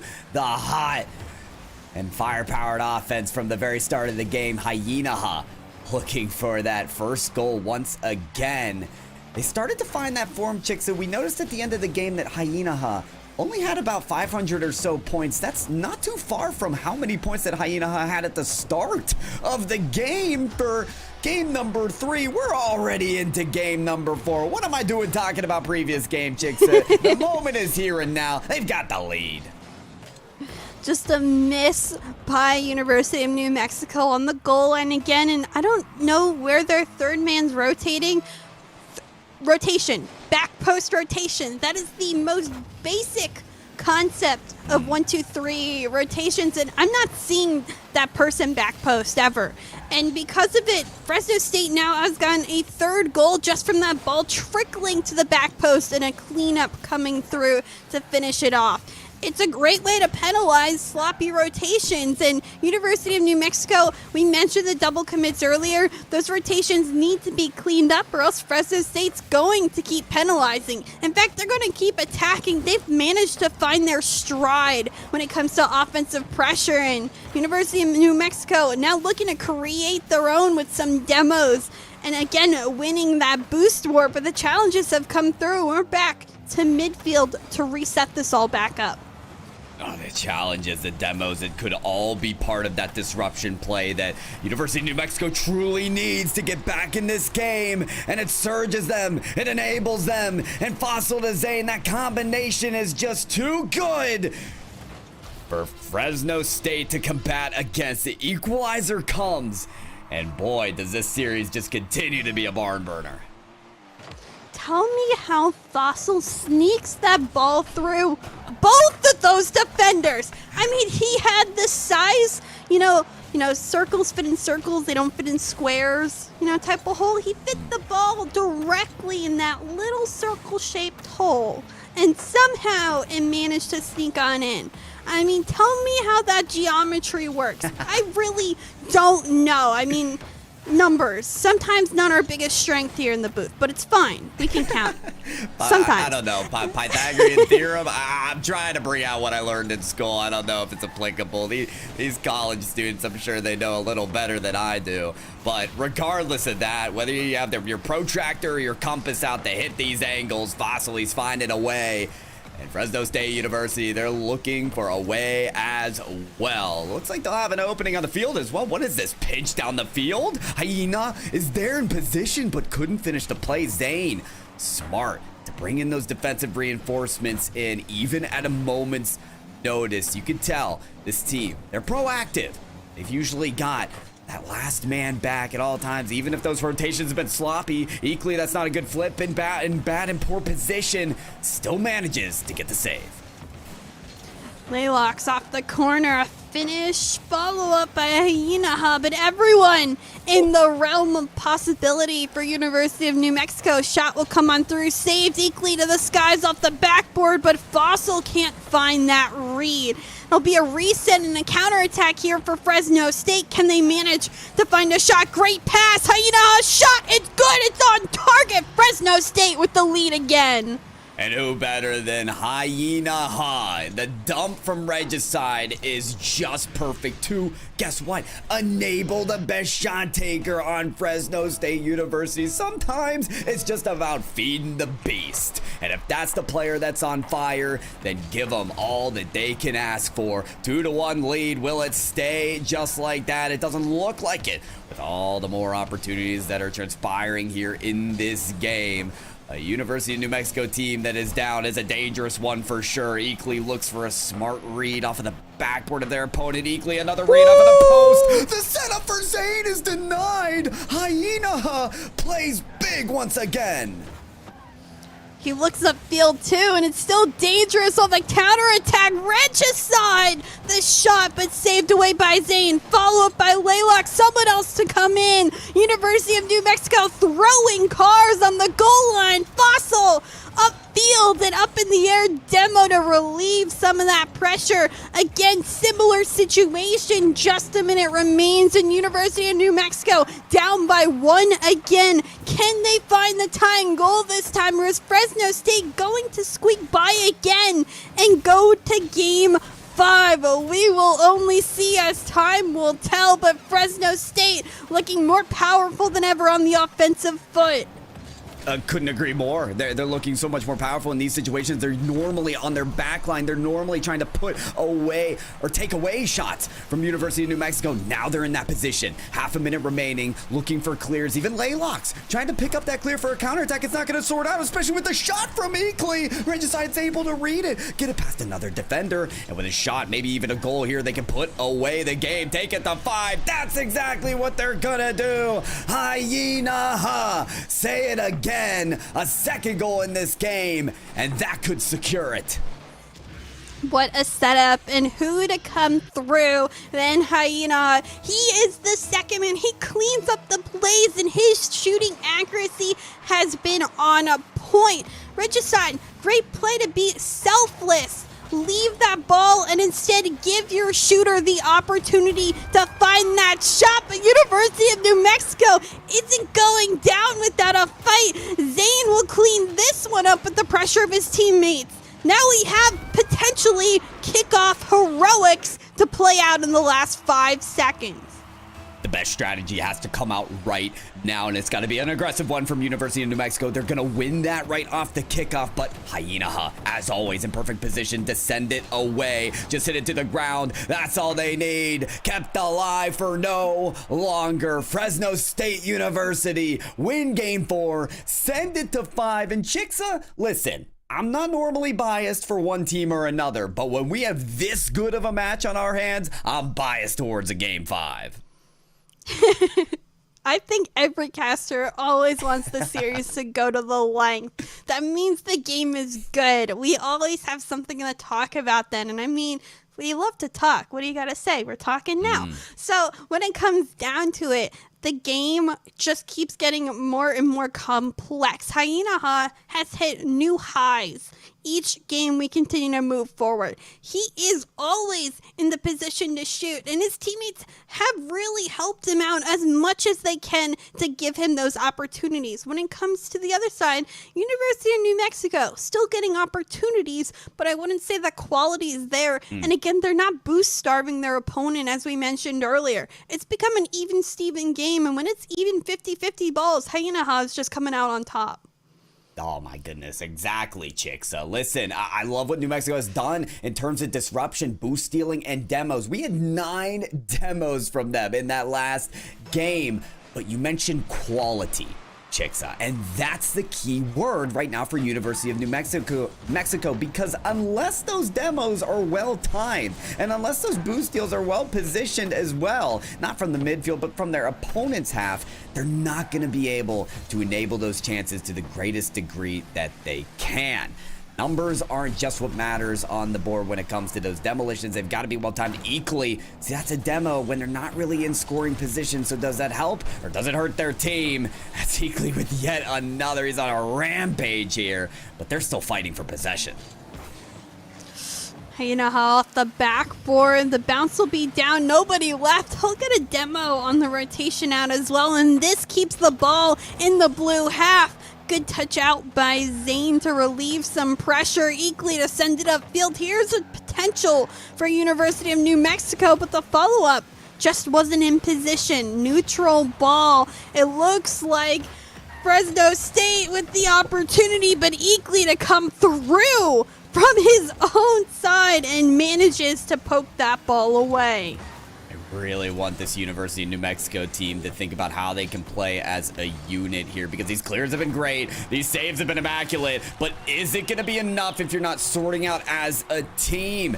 This save, it's what's needed, but Fossil, where are the reinforcements? Eakley has turned off of the play, and it allows for Fresno State University to pounce on it. The third game in a row that they're going to score first, and that tends to go well for them.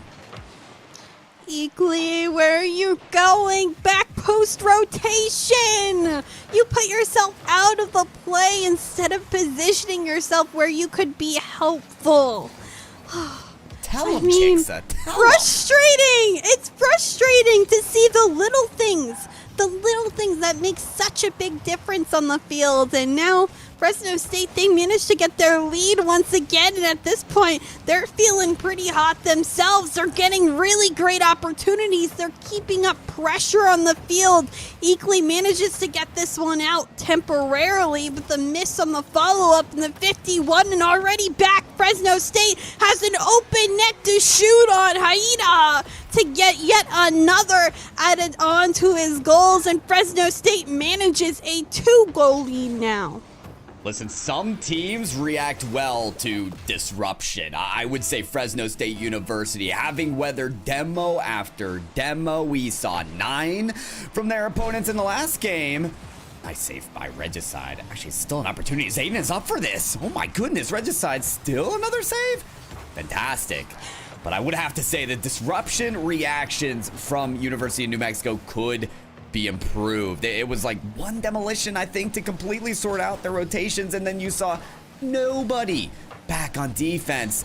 Communication's gotta be there. The ability to react has to improve for University of New Mexico, and I'm not talking next game. I'm not talking next series. I'm talking right now. This is game 5. The next winner is gonna take the whole series, and it's now or never. To the skies, University of New Mexico still fighting to keep this ball on the orange half. A dunk will do it temporarily, but a good clear. 2 up though, double commit for Fresno State. Laylock still manages to find a touch. I mean, whatever, dude, you do you to keep control of that ball, and a great save by Hyena to weather that one away.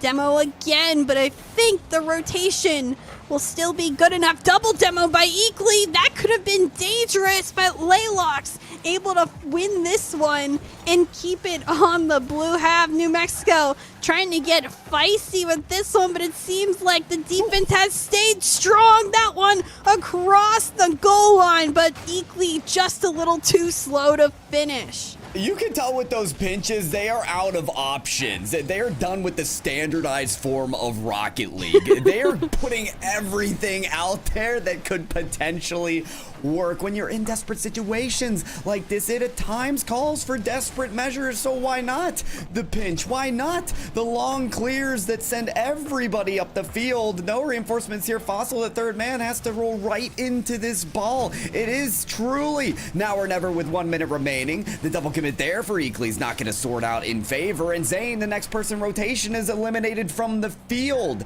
Desperate gets to even worse. I don't even have a word for that, Chicksa, but New Mexico, they need something. I don't know if they're going to manage to find it. It's been Fresno State that's staying on this ball. Hyenaha just buying time and ticking that clock away. A 50 win by Laylocks will do a justice. I think that may just be the nail in the coffin for Fresno State. They have a 3-goal lead with 30 seconds left. Miracles is what University of New Mexico needs, but I don't know if they can manage one at this point.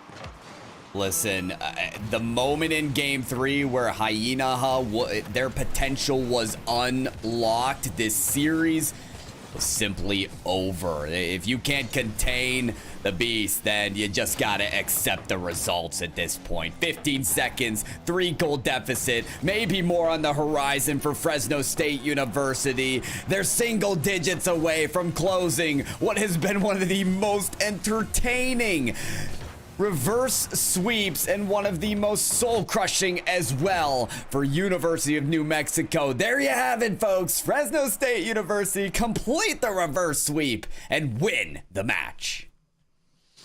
I mean, for our first Mountain West game on Esports U, I have to say that was a pretty fascinating one. And then to make it all better, Fresno State ain't leaving. Our next matchup is Fresno State versus Colorado. So this team that we saw get fiery hot, ready to play, better and better, they have all the momentum in their favor. I'd be pretty scared if I was Colorado right now. Yeah, that's sort of the issue, isn't it, Chicksa? Is the way the momentum has gone in this series, having dropped the first 2 games, but staying in there. Fresno State University on hot is an understatement. They are in a blaze. It is a bonfire in the middle of this team that is roaring about to empower them in the next series. We'll get there very quickly, but one more last point about University of New Mexico. This is still a team to be scared of. I think you have players on this field that, I mean, even Zane was coming up big with some momentary saves, some great positioning for the shots to take down. That's still a team that has a lot of potential in Mountain View. Absolutely. Yeah. Well, with that, we're going to go to a quick break. Make sure everyone gets set up or ready for our next matchup. As we've already prefaced, it's going to be Fresno State and Colorado. So everyone, grab some popcorn, grab some drinks, and we'll be right back. About the team first. That's the biggest thing. Either you create a level of pride through community engagement, or through the team itself. At a lot of schools, the groundwork is there for this. Like, there are schools like UBC, Ohio State, with Buckeye Gaming Collective that have clubs that number in the 2,000 to 3,000 range, right? So they have a base to begin with. At a school like Maryville, like, we kind of developed it the opposite way. When I came in and started building our esports program, we had 3 kids in our esports club. And so we've kind of built the team, and then the club has followed, which is kind of the opposite for a lot of schools. But I think that we have to develop tribalism, and that starts with meaningful live events. And the more that these events the longer that these events continue to be like only online, the Mhm. less effective it is in creating that final goal. Agreed. Doc, you wrap it up for us, please. I would just say this: clubs ebb and flow based on their leadership. But if all students, all clubs, all groups are given regular and meaningful invitations to come in, use the space, create what you want out of this, then it will continue to thrive despite the change in leadership. I can just imagine that that Cincy student group with Chris heavy in the leadership there just being amazing. But there's not always someone with his skill set at the helm. So you just need to be open and look for opportunities to serve, even though it can be more difficult, especially in the scheduling of the space. I know a lot of people that don't like anybody else but the players they're recruited to use their space. As much as we can, if we want to build community, we have to open the space to people that we wouldn't normally see in there and let them do the types of things that they want to do.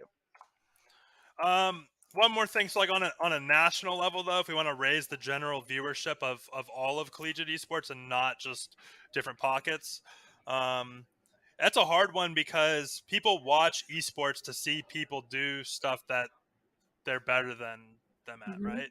So naturally at the collegiate level, we're going to be at a lower level than pro. So it's hard to get people to watch for that reason. But what we can sell are narratives and storylines, matchup histories. And as we start to build a longer history of collegiate esports, I actually truly believe that some of the CLOL storylines are more rich than what exists in Academy and 100%. and the LCS, but no one's really covering it. No one's really drilling down into it. No one's creating narrative content. So I think that's the key to getting people to care about it. Like if there's a storyline, people attach themselves to it.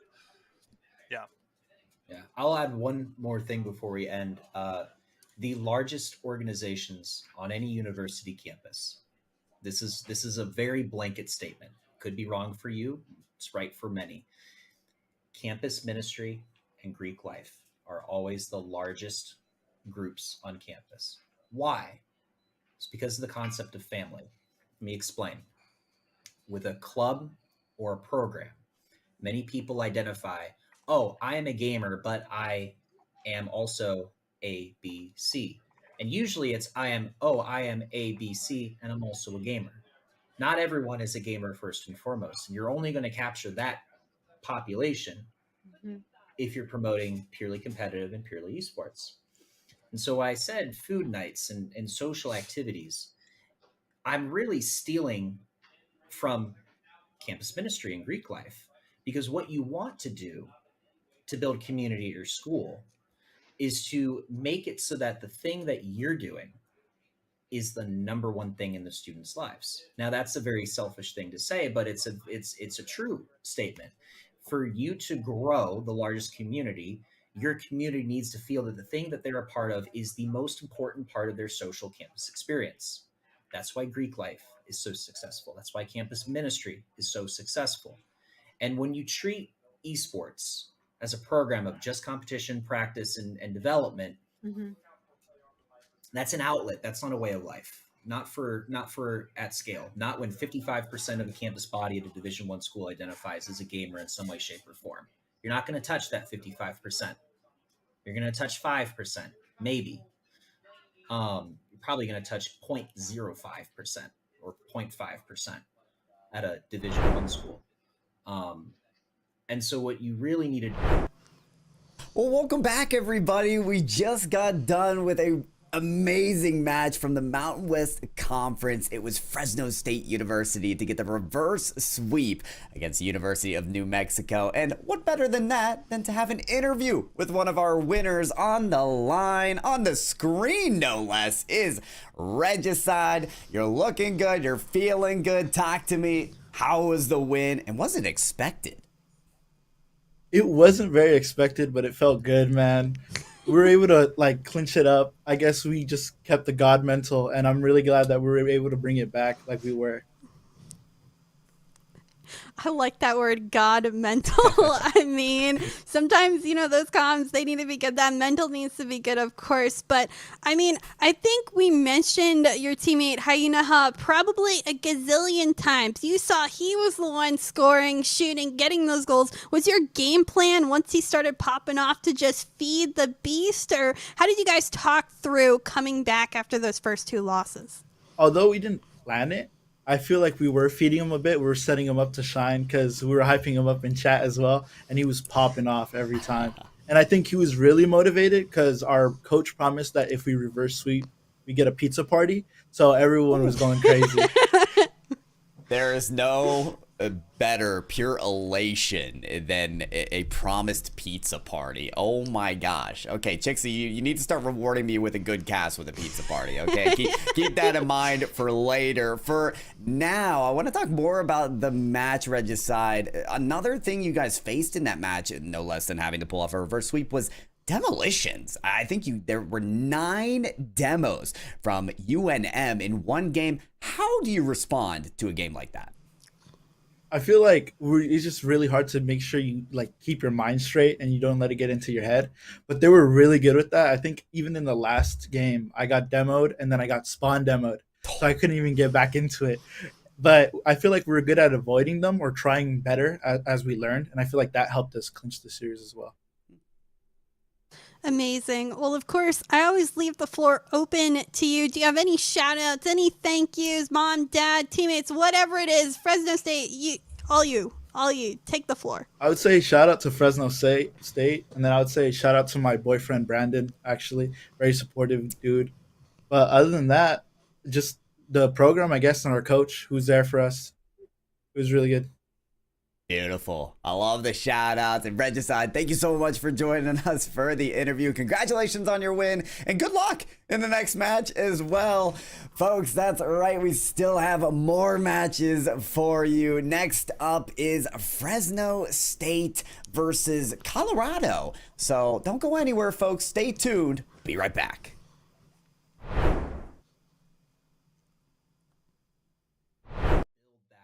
Community authentically by, as Doc said about Dan, what are the people prioritizing, and do that.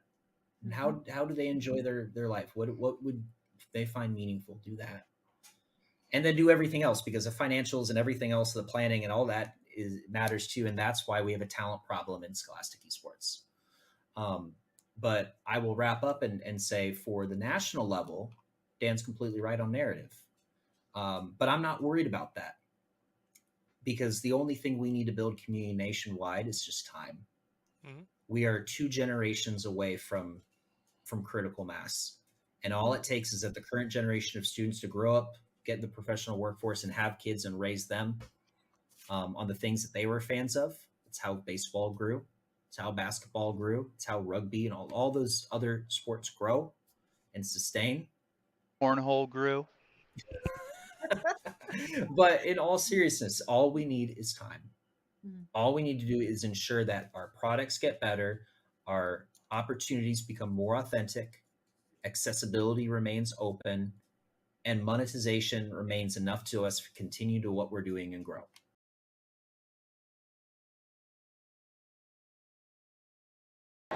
Hello, everybody, and welcome to the Collegiate Esport Commissioners Cup 2022. Once again, I'm still Septulence, but this time I am joined by the CEO of News Street, Eric, who's going to get to tell us about NFTs, which I'm really excited because I told you this before the interview. I know nothing. I'm like a newborn baby about this. Yeah. So I would love to hear kind of about what you do, and then we can talk a little bit more about the esports side of things. Yeah, so absolutely. We'll get into the NFT side in a second. But just to quickly explain what I do, yeah, of course. Eric Witchen, thank you for the intro. CEO of News Street, and News Street is a media and analytics platform for collectors. So you can think about it as like the world of collectibles has grown significantly over the last 5 to 10 years. And what's happened is we've had a lot of marketplaces evolve. So places that are going to sell you things. Like if I want to buy a pair of sneakers, I have to go to no less than 10 to 12 websites in order to figure out the best price. So the value proposition for us starts with as a collector, where can I buy these things on the internet, and where can I get the best deal possible? And then furthermore, we add media and insights, sort of like a financial technology company would do, but around things that I personally care about a lot more than stocks. Right. So So that's us. Absolutely. So looking at it, NFTs being one thing, esports being the other. Yeah. Where's the link? Yeah. Where's the connection there? So first off, let's demystify NFTs a little bit. Oh yes, please. So first of all, an NFT is the first time in human history that we've been able to prove that something digital is scarce. Yeah. You need to take that in for a second. So basically, we've been creating things on the internet and with digital art and otherwise for many, many years. We're buying in-game items, we're doing a bunch of things, and we've been taught that because you can copy and paste those things, they have no value, right? Enter the blockchain, and the blockchain allows us to be able to prove that something digital is truly owned by one particular person. Sure. So you can copy and paste that thing as many times as you want, is it but like you a don't own it. certificate then? It's absolutely like a certificate of authenticity, certificate of ownership that could represent a digital asset or a physical asset just as equally. Right. There are people playing with this in real estate markets. I mean, so collectibles, is just one of the areas that this thing is interesting in. But in terms of esports, I think it connects very much to. When you think about all the work that you do as a gamer in these ecosystems, what happens if one day this ecosystem, this company that controls this ecosystem no longer exists?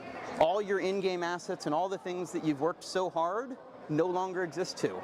And so, of course, the primary use case of these assets in ecosystem are going to be within the ecosystem, maybe forever. But it'd be really nice to be able to pull them out of the ecosystem, own them separately, and so if those companies are foregone, go by the wayside someday, you still have these things to say, hey, I used to play this game, right. It was a lot of fun, and so that's really where I think the value comes in. Okay, so that's preservation of value, so to speak. Yeah, so that's a great kind of segue into the other part. You've got all these positives, so people that are looking at it, they're kind of shaking their head a little bit. They're like, oh, this is going to be damaging, this can be harmful. Of course. What is kind of the counterpoint to that, I guess? Of course. The counterpoint is that I think the misperception is these NFT games are coming to take gaming away from gamers, or the fun out of games. Wow. And the fact of the matter is that's like a lot of the current NFT gaming is more of a replacement for casino gambling than it is for anything else. Sure. I mean, these are not meant to be competitive with the games that you guys are playing here, and shouldn't be seen as such. So it's almost like two completely different industries. Okay. The graphic engines and all the things that are behind the scenes on these things, they're just not there yet. I mean, if you look at it looks like some of these look like Minecraft 10 years ago. Right.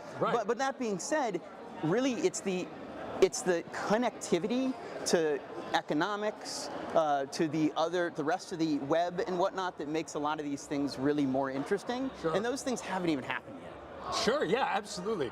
So it's to kind of pull us away from the esport back to the NFT kind of topic. And you and I did discuss this a little bit before the interview, is people are often talking about how NFTs can be damaging or harmful to kind of the real world, literal environment, the environment definitely, itself. So what is kind of, for somebody, compared to me who knows nothing, someone who actually knows what's up with NFTs, what's the stance on that? Yeah, so absolutely. So it's one of the most strongest negatives about NFTs right now is the carbon footprint that these blockchains leave. And just to get not too technical, but just to talk really quickly through it, there's these things that essentially are used to confirm transactions. It's called a consensus mechanism. Okay. Essentially, it's how do you prove that the ledger is accurate? That it happened, right? And so Bitcoin and Ethereum currently use this thing called proof of work. Okay. And that uses a lot of energy, tons of energy. I mean, energy of small countries. So I do agree that on a per user basis, the electricity that's being used right now by the network is absolutely higher than it should be.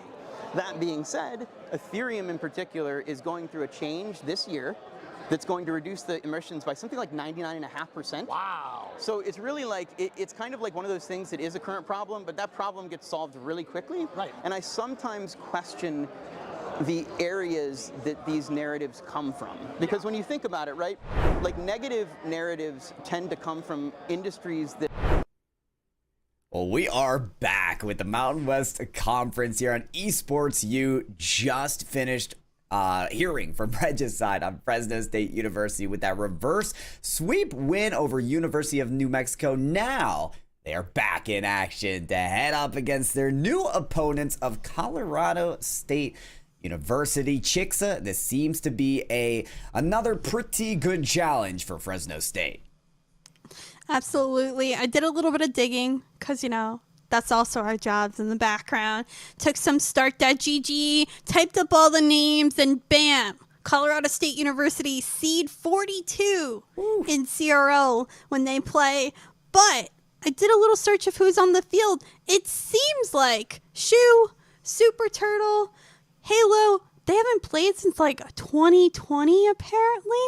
I don't know, but this team apparently has a ton of background behind them. So I'm excited to see if they may just have a little bit more experience on the field.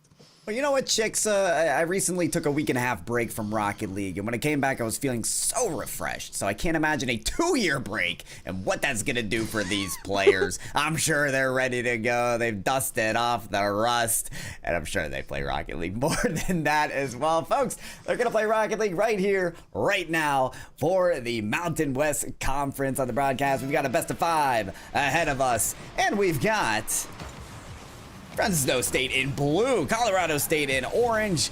And once again, chicks, 5 minutes on the clock. Well, okay, they're a little ahead of me. 4 minutes, 50 seconds.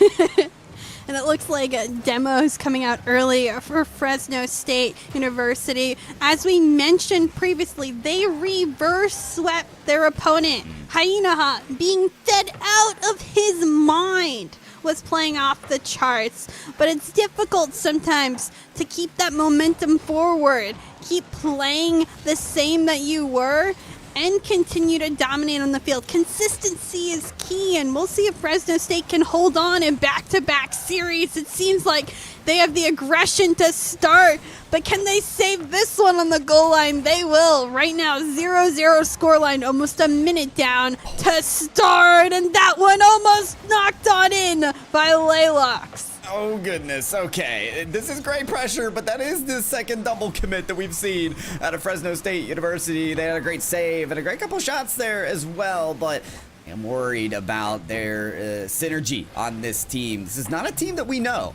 to have double commits on the field. They were able to minimize that a lot during the last series, but is this Colorado State team a faster paced team that is gonna force those mistakes out? Something, chicks, is telling me yes. I mean, Shu with the Season 8 GC title. I mentioned they've been playing at least for 2 years. Experience sometimes will do it justice, and that's a great way to start off some momentum on the Colorado State side. They pushed that one on in after a beautiful read and double tap. Not the easiest shot in the world to make. And now Fresno State, I mean, not unfamiliar from coming out from behind. We'll see if they can manage to get back in it, but Shu finds a second, and that one just slots on in. We were talking about who was playing on this roster, right? And whether these were the starters, right? I'm imagining a replacement of this player, Shu, is too big of a shoe to fill, okay? This player's got it all. The double taps, the crossbar down shots, it's all too good. And I feel like we're only seeing the beginning of this Colorado State University roster. Shu with another shot that was almost as precise as the former ones. Fresno State, they've got a lot to work against.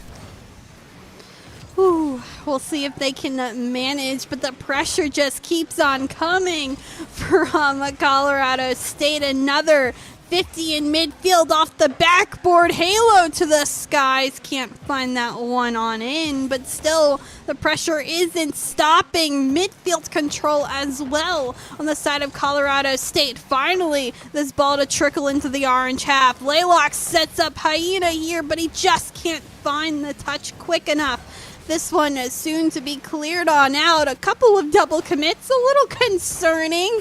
Let's communicate here, guys. We want that on the field, but nonetheless, it seems like no one penalized just yet for those mistakes. Not quite yet, though. We do have Fresno State still working off of that 2-goal deficit. And this game being played so vertically once again.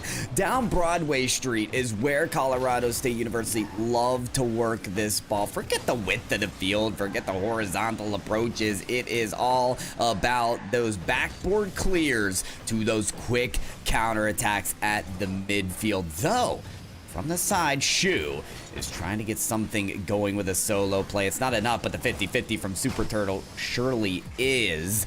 Laylox wins that one out, coming from the ceiling. The pass to Hyenaha just doesn't connect. That's a missed shot from Hyenaha, and earlier we saw a pass disconnect from the backflip instead of the double jump, so a little bit of freshening up for this high-powered offense that Fresno State could be. I think it's, again, consistency. I mentioned it earlier. Sometimes it's hard to win back-to-back games. Super Turtle just supermaning here. He ate his Wheaties, way too powerful, wins this 50, dunks it on in, follows it up. 3-goal lead for Colorado State, and it looks like they are not stopping. And why stop now? Pedal to the metal at this point. If you've got the confidence, if you've got the talent to do it, then so be it. One thing that we haven't spoken enough of is these 50-50s are those challenges. They're played so proactively by the Colorado State players. You could tell that players like Super Turtle have that presence of mind, have the awareness to play for the next touch. And despite all that, these players have to weather a whole slew of demolitions. I think we're averaging maybe 4 players on the field at once rather than the typical 6. Regardless of that, it's not enough disruption for Fresno State to get on the board just yet, Chicksa. You know they don't want to go out of this game having had to deal with a shutout. Absolutely not. And with time, it will only tell us all of our questions. Regicide trying to set up, but the finish isn't there. Fresno State looking nervous, scared even, may I say. At this one, Colorado State has given them a lot to think about, and now they're trying to make opportunities, I think, a little bit too late. 10 seconds left on the clock. That's a great setup. Touch away, clear is all that Fresno State needs. Can they manage one shot? The ball will touch. Colorado State winning game 1 3-0 fashion. All done from Colorado State University, that 3-0 fashion. It looks to be the way that they want this series to go as well. A short best of 5 is what they're ordering up, but will Fresno State accept that prescription? I don't know. From what we learned from their last match, they're able to weather long defensive standstills. The rotations are great, but Chicksa, what I'm noting about the unique offense from Colorado State is they don't need long offensive possessions. No, they just need quick counterattacks. These breakaway plays from the backboard clears to the redirects in the midfield are breaking down Fresno State's defense before it can even get started. I think the experience just plays in hand, and there might be a little bit more mechanical ability on the side of players like Shu, who can just outplay in one-on-one opportunities. And as for Super Turtle, he may not have the mechanics, but he has the ability on the 50s to win out in those one-on-one situations. So right now, when it comes down to one-on-one, Colorado State wins them. As for Fresno State, we saw them winning the team plays. They need to tap into that again, find those passes, and get going. Team plays could sort out to win for Fresno State and get something on the board because it's still drought season for them. No goals here. Maybe game 2 will show a sliver of a sign for that. Remember, this was the team to reverse sweep in the last match, so maybe that's what they're setting up once again, just warming up to the plate. Chicks, I will say, as game 2 begins, you couldn't be more right about these team plays. It was about feeding the beast of Hyenaha as well, right? And I saw a couple passes go to Hyenaha, and maybe it was a feels backflip moment, maybe it was a missed shot, but I just think a little more precision, a little more warming up could suit this team better. Absolutely, and again, please rotate. Third man, back post. Please, please, please don't bunch up and double commit. That'll really help out all the chemistry on the field. A good shot here for Hyenaha, saved away by Super Turtle. And it looks like Fresno State may get a couple more opportunities before this one gets cleared away. But possession now favoring Colorado State. Another 51, and good thing Laylox was back to send that one. Super Turtle shot. Nobody there to save, and Colorado State finds themselves with the lead yet again. And my favorite thing to see here is not just the ball in the net, but Shu in there as well, just being a complete nuisance to any defender that's trying to get a piece of that ball. Fresno State, I mean, there's no room to breathe. Even when they're on defense, there's players of Colorado State just hounding them and relieving them of really any duties on the ball, because how can you when you're being chased down? A lot of unique maneuvering for Colorado State, whether it's through disruption or great solo plays to get them goals on the board. Shu, those are angles he's hit before. That one's not going to sort out for him. The follow-up's going to miss as well. Another here is going to miss from Halo. Some chances again for Colorado State. Can't make them land, but they are looking threatening. Halo to come on through just a little late. Laylox can't find the ball upfield quick enough, and it'll be a reset for Fresno State. This is the best chance that we've seen for them on the orange half. Flip reset is what Laylox is looking for, but doesn't find the greatest. Gets a bump, though, and Regicide only needs to put that one on target to find the tying goal. This is so picturesque of what we've needed to see, I think, from Fresno State, right? There's the flip reset, which, of course, it doesn't scoop the ball. It doesn't really get it to the destination as quickly as maybe they were hoping for, but the outsmarting, the outwitting from this team, and the chance to make the moments count have worked out for their squad. That one, unfortunately, does go the other way. Shu positioning for the dunk on that air dribble. Couldn't make the ball land, but finally we see that first goal from Fresno State. And we're starting to see the response come in tenfold. There we go. Laylox adds to the counter.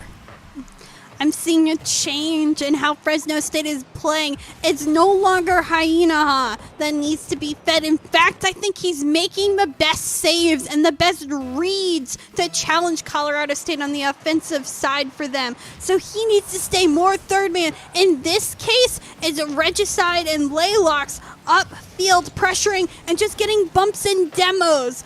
Not the crazy accuracy shooting that we saw earlier from Hyena, but a different strategy and leaving Hyena back to indeed find those saves. It's interesting to see this team adapt, but I think it's working. In fact, I know it's working, that they now have that lead and are getting a little bit more pressure the way that they would like.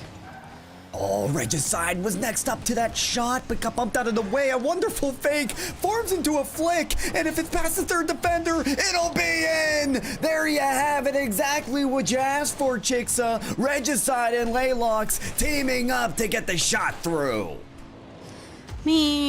Did I call it or did I call it? I gotta say, I'm reading these players pretty well from the booth, but that's what you like to see.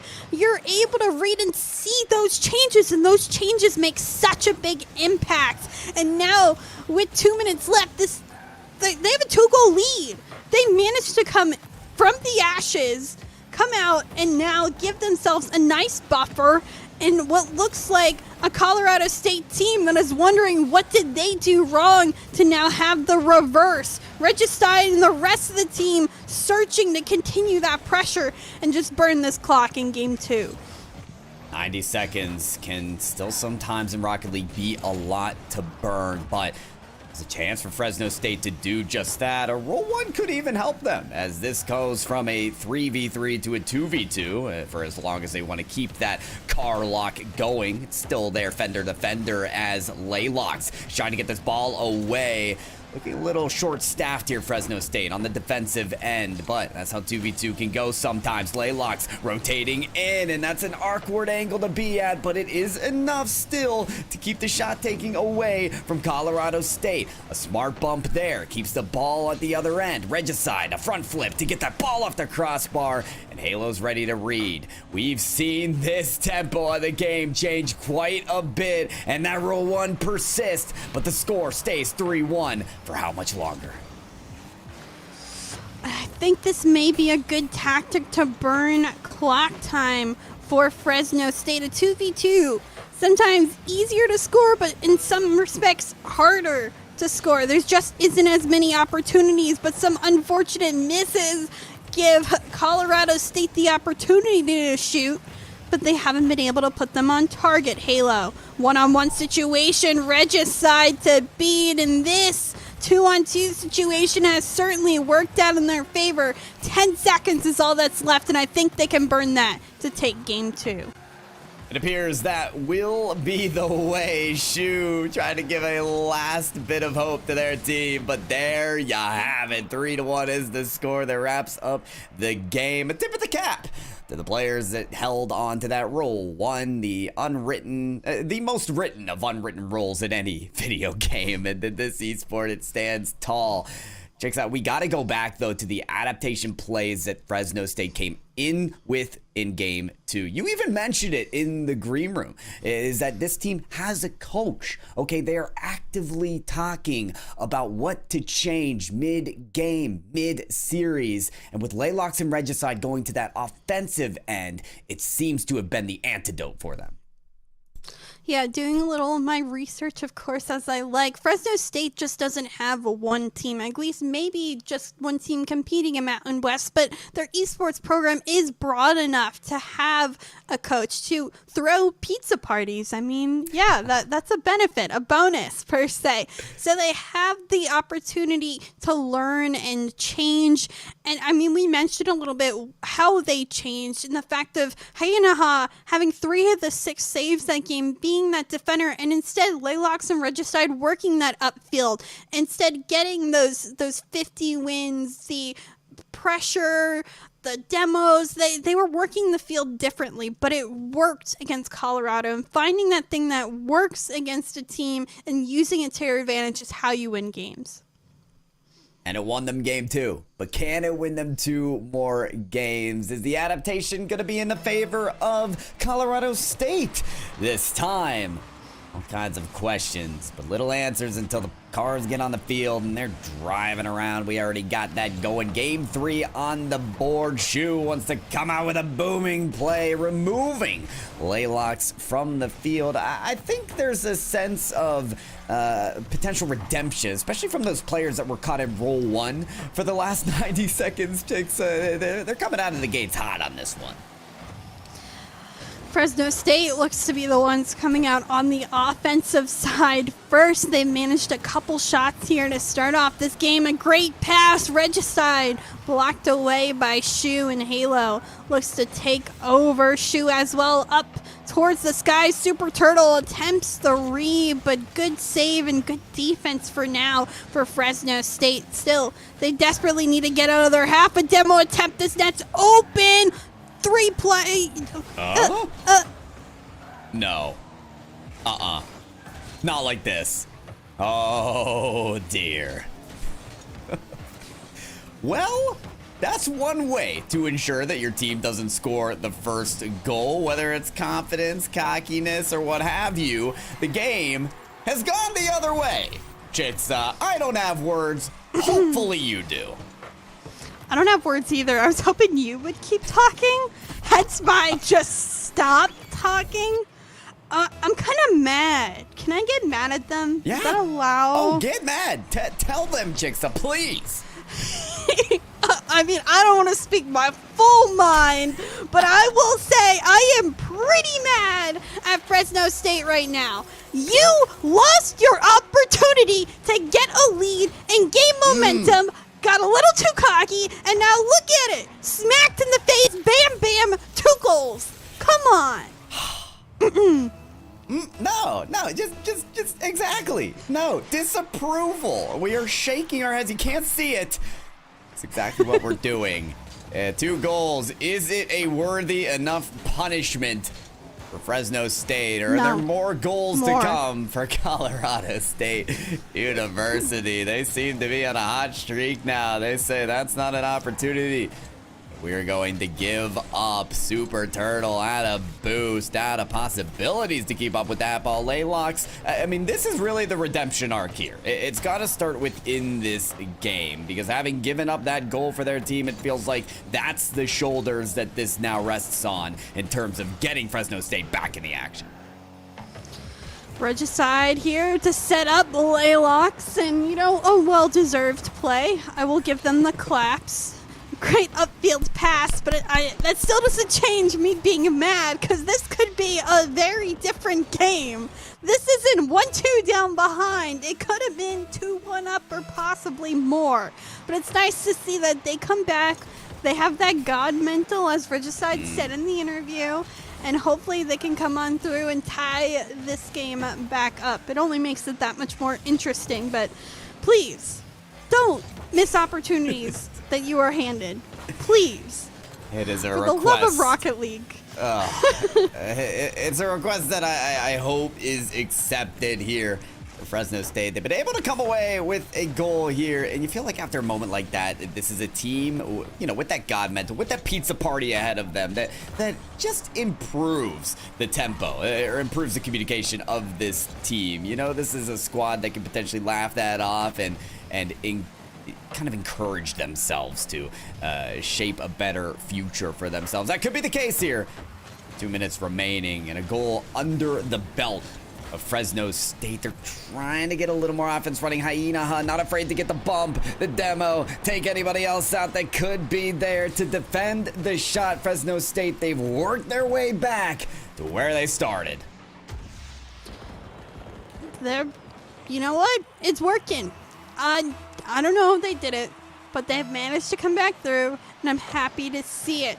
They have really brought the aggression through on those bumps and demos, and Colorado State hasn't been able to adjust it. This is the third, fourth, fifth, I think, bump attempt at least, and still the shots are coming through for Fresno State. Can they, may I say, find another? Laylock's thin and out. He gets the third, and they now have a lead. This is dangerous. This is a player now, Laylox, who we've seen confidence turn to cockiness, maybe back to whatever it is, they're on fire. We saw this last series from Hyena. Now we're seeing it from Laylox. And once a player from this Fresno State University got hot, they never stopped. In fact, those flames just came into an uproar, into a bonfire, as we described it earlier, until their opposition was extinguished. So, will they be able to hold on to this lead? 3 goals in a row to maybe take the lead in the match. There's a little bit of disruption play on the goal line for Colorado State. They're trying to take a little bit of strategy from Fresno State to work out, but only 60 more seconds could define the fate of this game. I mean, steal the playbook. Bumps and demos do work, but what I can say right now is Fresno State still managing to stay the more offensive one.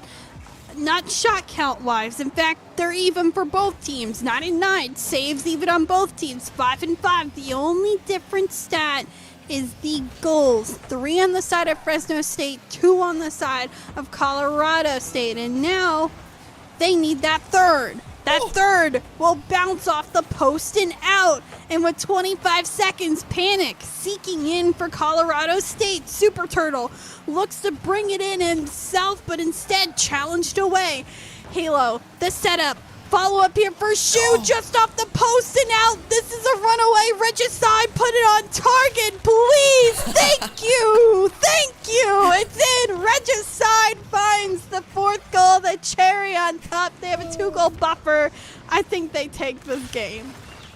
I love that Laylock's flying in, trying to just, you know, ensure that the shot goes in. No more shenanigans around the goal line for Fresno State University in this series. Only shots, only goals, only finishing plays that put them on top. Fresno State University end up in the lead in this match. This is a team, Chicksa. You know, we've talked about the offense getting reshaped with Regicide and Laylox taking the spear and spearheading and taking the torch, really, and lighting the way for this team on the offense. But historically, and I mean from tonight's perspective, they've been incredible on defense. What they did in the last minute of this game was nothing short of exceptional, firing away everything that Colorado State had in their arsenal. They're making it work on both ends.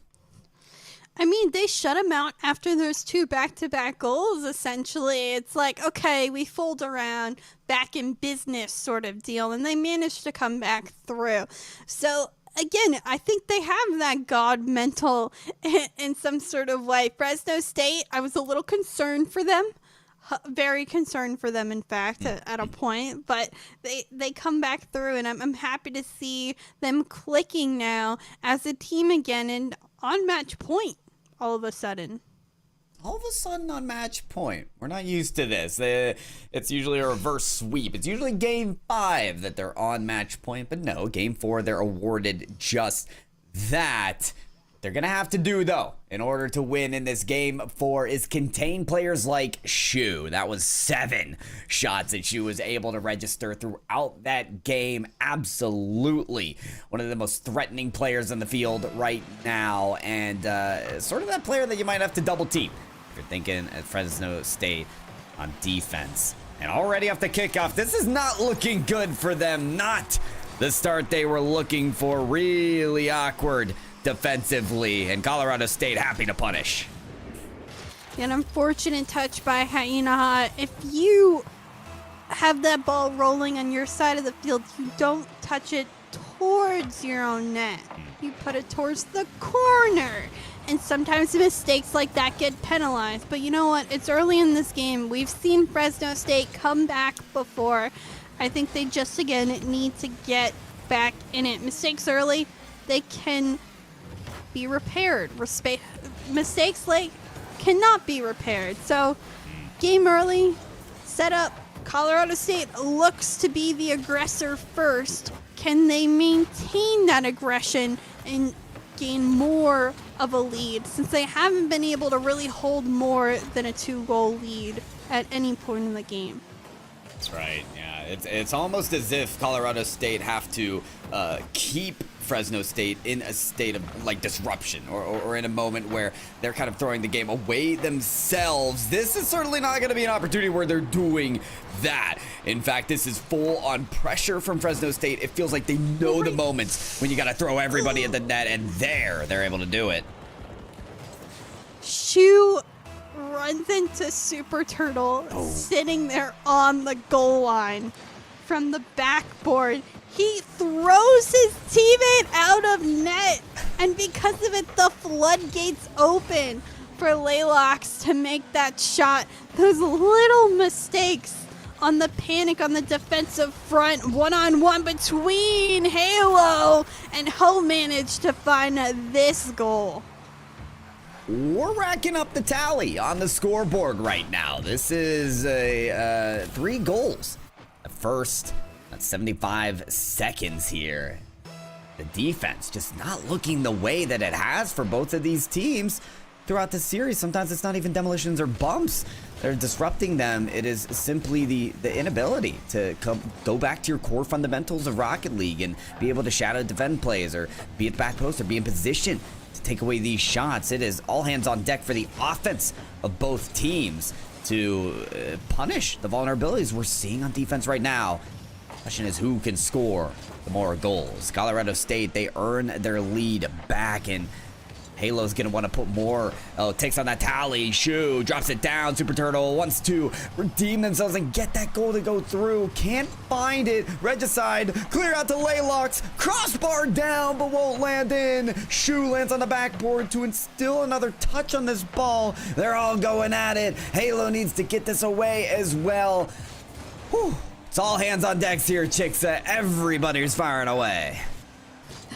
And still, Fresno State manages to stay on the offensive side. A great pass to Laylox, but another save will come through for Colorado State, holding on desperately to that 1-goal lead, but still half the ball game is left, and I think they need to maintain more of a lead for themselves. Where's Colorado State's 2-goal lead again? Nowhere to be found since the game is back to being tied up. A fantastic pass from Regicide to Hyena. And now we're back in this tie game territory.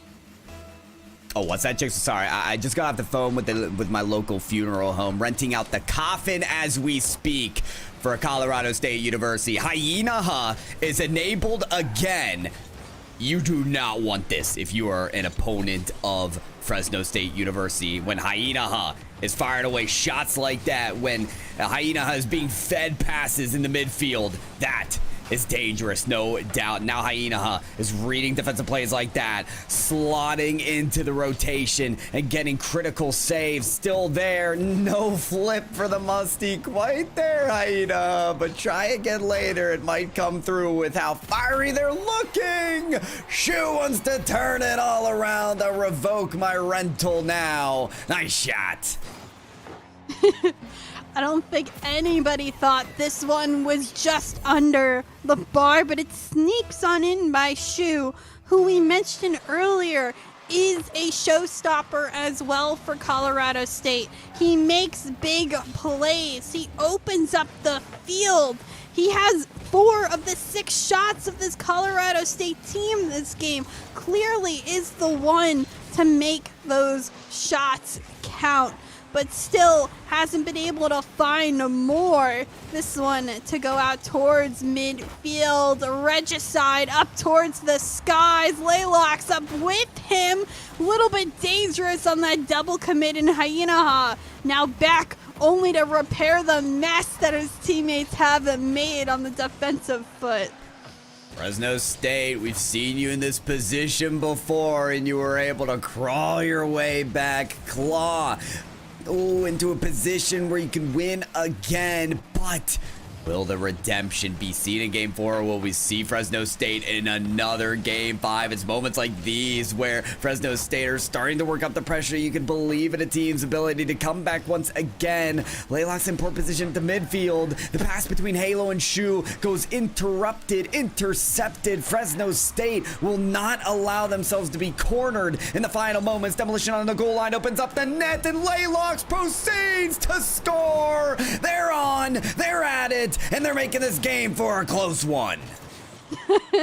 You gotta love the demo, and all 3 blue cars are up in the orange half. That is go big or go home mentality. They make the most of the play. Now what happens in the last 30 seconds is gonna make that all the more interesting. Fresno State, match point here, fighting to end this game in 4.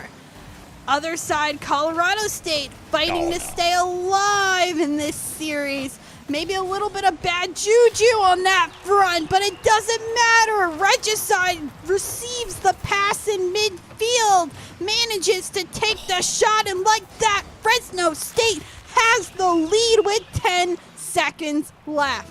Well, here it is, Colorado State University. If you want a chance in the series, you got to make a moment count here on the kickoff. Super was caught on the wrong end, collecting boost, not able to save that shot. Can they have the redemption arc here? Laylock's going to be next to the ball, but can't get a touch. The ball still alive unless it hits the ground. Halo looking for Super Turtle in the midfield. It's double commit from Fresno State to get back to that ball, but it lands on the ground. Fresno State, they come back once again, 2 games in a row to close out this series, and that is your champion of the night, no less, this series, Fresno State University.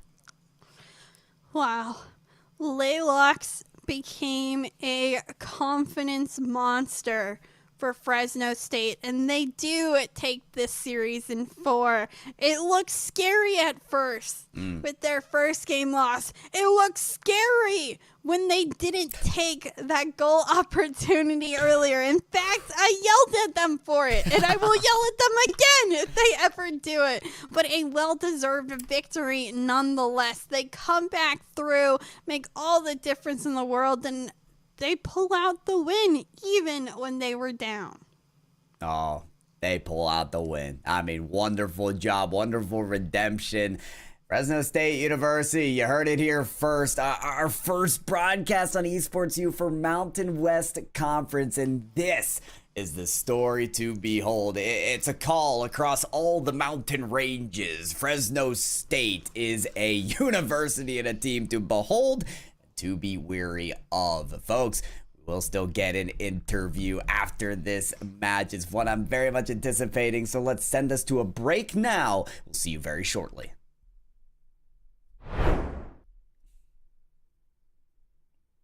Something to succeed.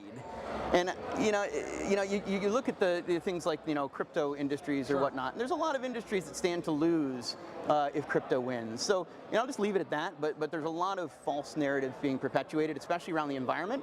And the fact of the matter is whereas they are currently concerns, they very quickly become non-concerns. Sure. And a lot of actually the current blockchains that are being used actually already uses consensus mechanism. Okay. So really take very, very, very little power. Yeah, so I guess the question is, are you afraid that even after they fix this, the 99% goes on? Sure. Are you afraid that's going to damage the longevity of this idea, of this concept? I think that it has the potential to, right? Sure. Because we're still in the early adoption phase. Right. And so anytime you get a narrative as strong, especially environmental ones, which I am very attuned with, environmental concerns, it alienates a large group of people. So there are groups of people, that like lobbyists for all intents and purposes that are taking the counterpoint and are essentially lobbying for the crypto industry. So lobbyists everywhere, basically. Yeah, and I guess, so we've covered the NFT portion, we've covered a little bit of the gamer portion, but a gamer watching this, somebody gaming. Absolutely. Where's the benefit for them? What's the benefit of kind of the gaming NFT? Absolutely. So I would say right now, very little. I'll be honest with you. Sure. But it's coming. And where it's coming is in the ability to own these in-game items and digital objects that you worked so hard to collect, that commemorate things that you've done, things that you've won.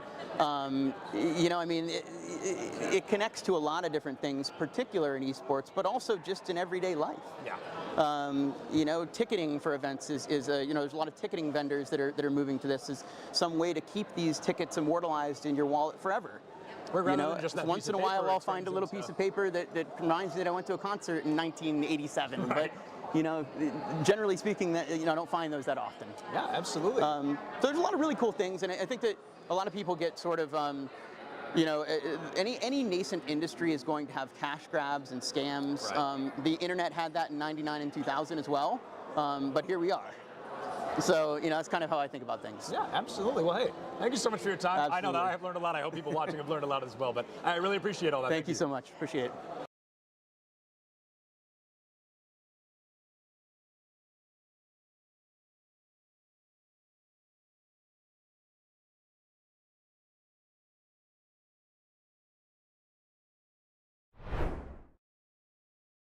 First, can you just tell me a little bit about yourself? Hi, so my name is Caitlin. I'm a part of Farmingdale State College's esports club. I am captain of the Valorant Green team. I am a second semester sophomore at Farmingdale State College, and I'm 19 years old. Okay, do you like Farmingdale so far? Yeah, it's really great. The program I'm in is very specialized, and it's not offered that often in the East Coast, so it's pretty nice. I enjoy it. And what's your major? My major is aerospace professional pilot degree. Oh, wow, that's really cool. Thank you. So, is this your first time on an esports team? No, so I've been a part of the Valorant team for 2 semesters, and this is my third semester, and it's my first time ever being a captain. Okay, oh, that's awesome. Can you tell me a little bit about what it's like being a captain? So a lot of times I'm organizing the team, making sure everyone is properly set for upcoming games, um, getting scrims for our team, and kind of just making sure everyone is there, present, and possible, and able to play the games that we're gonna, you know, be participating in. We're participating in 2 leagues this semester, so it's kind of hectic. Oh gosh, yeah, definitely. I can see that. How is it different for you as a player versus as a captain? Do you feel a lot of responsibility? I basically have the responsibility of choosing who, really plays, what type of characters everyone's playing, and what positions and roles we are all doing, as well as being there not only as a team member, but also being seen as in a leadership role and having that sort of respect there, and being able to delegate everyone's role in the team. So it's definitely a lot more different, and my voice is most definitely heard. So I like it. I like being a captain. Yeah, that's really good. What games do you play, or what is your main game? I know you mentioned Valorant. Right. So I play Valorant, but I started off with Counter Strike, and I really always have been interested in FPSs. So that background has always been there. So my transfer onto Valorant was pretty easy. That's cool. What have you done to improve yourself in game over time? So one thing, for my teams especially, I have open communication where we're able to really give our constructive criticism without taking offense. And me as a captain, especially it being my first semester, I find it really important that everyone is able to come to me and communicate like, hey Kate, I don't know how I feel about doing this, or I want my voice to be heard about this specific thing. And just basically taking into consideration everyone's voice and having that open line of communication is really helpful, and that's something I find really important. Okay. Do you carry that strategy into your everyday life as well, would you say? Yeah, communication is really important to me, especially in aviation with. Welcome back, everybody, to the Esports U broadcast. I'm Pyro J. This is Chixa. We just got done with another Mountain West Conference match and another Fresno State University win. We welcome back Regicide to the interview box. Regicide, last time we talked to you, your team earned a pizza party after the reverse sweep. I mean, what, do you get dessert now with another win? What's the look here?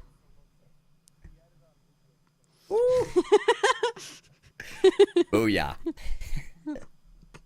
All right, I gotta bring it up. What was going through your mind with that like BM goal that Laylox was like feeling overconfident with? Didn't, tell me the comms, because I was pretty mad. I'm not gonna lie, I scolded you guys a little bit. What happened in the room?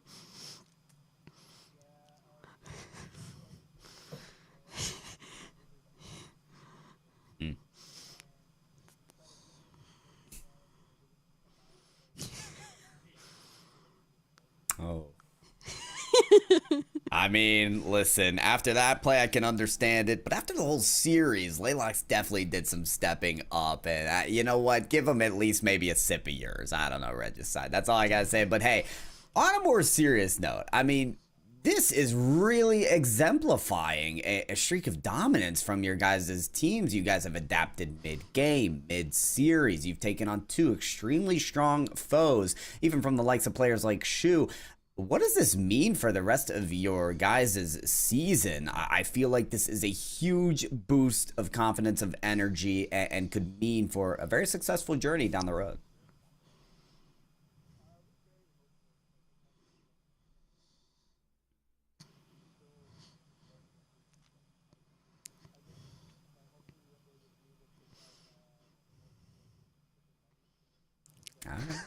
Confidence. It's there, Chixa. Northwood's a tall opponent, being in the booth and watching them play, but I mean, I like to see that you guys are looking ahead. It's a great mentality overall to have a goal in mind, but as always, I like to leave the floor to you. Any different shout-outs, maybe some words to your opponents that you'd like to say? Are you coming for somebody? How do you guys feel at the end of tonight?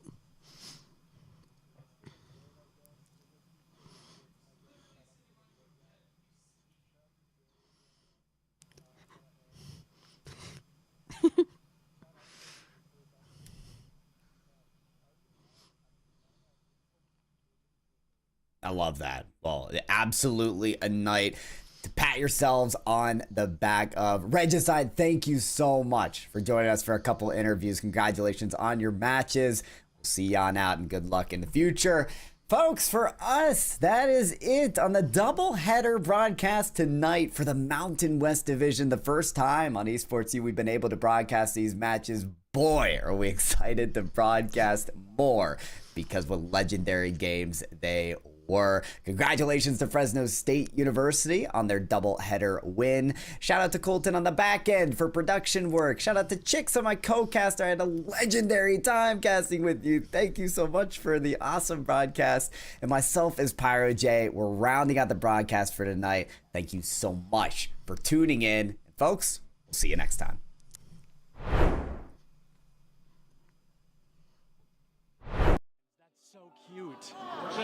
UCF, and it's really cute. So I'm gonna move down here. How do we feel? The odds for UCF? What are we thinking? They got it. No, we got this. We got it. We got it. Go Knights. Charge on. 100%. My friend Nick is behind you. He's gonna record it. Don't look at him. You'll ruin the shot. Don't look at him. Don't look at him. Come on. Oh, let's go! Let's go!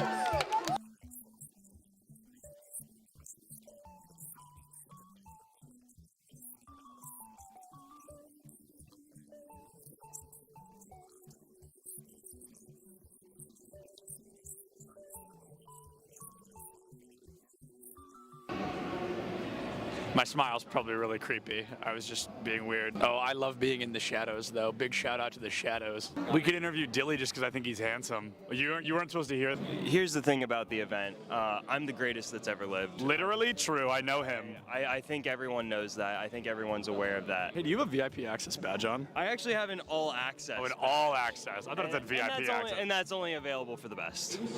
That's true. He's right. That's a main stage TO right there. If this goes live, I'm suing everybody. It's all right. A video of me. The first clip is me saying, "Don't put that in," and then it was the first. Cut the cameras. Cut the cameras. Oh, you're recording already? Great. So this is this is Bay State versus UCF. I believe something that we saw yesterday on day one of the tournament, but instead we're gonna have that run back here. I think they're fighting for a spot in Grand Finals. Anarchy, one of the best Greninja players in the United States, currently struggling against a Terry. Terry notorious for that DLC privilege, being a very strong character with some very strong abilities. Greninja, not so much, considered one of the weaker characters in the game. A Falco player, one of the best in the United States, and he just got spiked by a Terry. Same Terry that took out Anarchy literally minutes ago. UCF still up by 2 stocks. This guy is looking to rip this team apart single-handedly. That is, I mean, nuts, to say the very least. Absolutely absurd. That was a disgusting spike. I cannot believe that happened. Will you hold the microphone so I can sign this? Sorry. For context, he's got a fan. He's actually signing something. He's so excited. What was it like to not hear my voice for 2 minutes? For 30 seconds, maybe. What was it like? Probably bliss. I was signing a mouse pad, which is really cool. I've never done that before. Nobody's ever asked me for a signature, so I'm going to start blushing, but I'm really excited about that. And then he wants a picture. Can you take a picture of us? I said, is it bad? She went, no. I'm going to go ahead and take that as a yes. Turns out I can't tie a tie sitting down. What do you think is the appropriate face-to-screen ratio for a Valorant player? Face to screen, like how close I sit? Yeah, like how close should a player sit? Personally, I play really, really close. I think it depends on your eyesight, but for me, I like playing close because it helps me focus on my crosshair. Is the value of sitting close, the crosshair being the only thing in your line of sight? Yeah, that's pretty much the main benefit of it. It's so funny how close some of these guys sit. Oh my goodness. What do you think is the healthy face-to-screen distance for a Valorant player? I think it's all kind of personal preference. I guess I would consider myself like pretty close when I play because I like to zone in on my crosshair. It is the second person to say that. It's all about the crosshair. And then what's up with the horizontal keyboard? I don't know, like it just kind of fits like the form when I'm close to monitor. Like I don't know, it might sound cringy, but I like to like be one with my gun. You know? No, bro, I feel it. I feel it absolutely.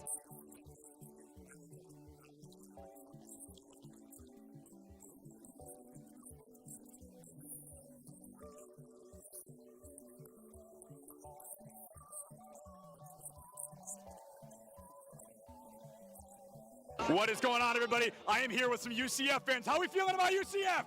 Let's go! Let's go! We've got a bunch of UCF fans in the crowd right now. UCF, they're up by a single game. They're looking to find their third and possibly final, secure a spot moving forward. Things looking great for them against North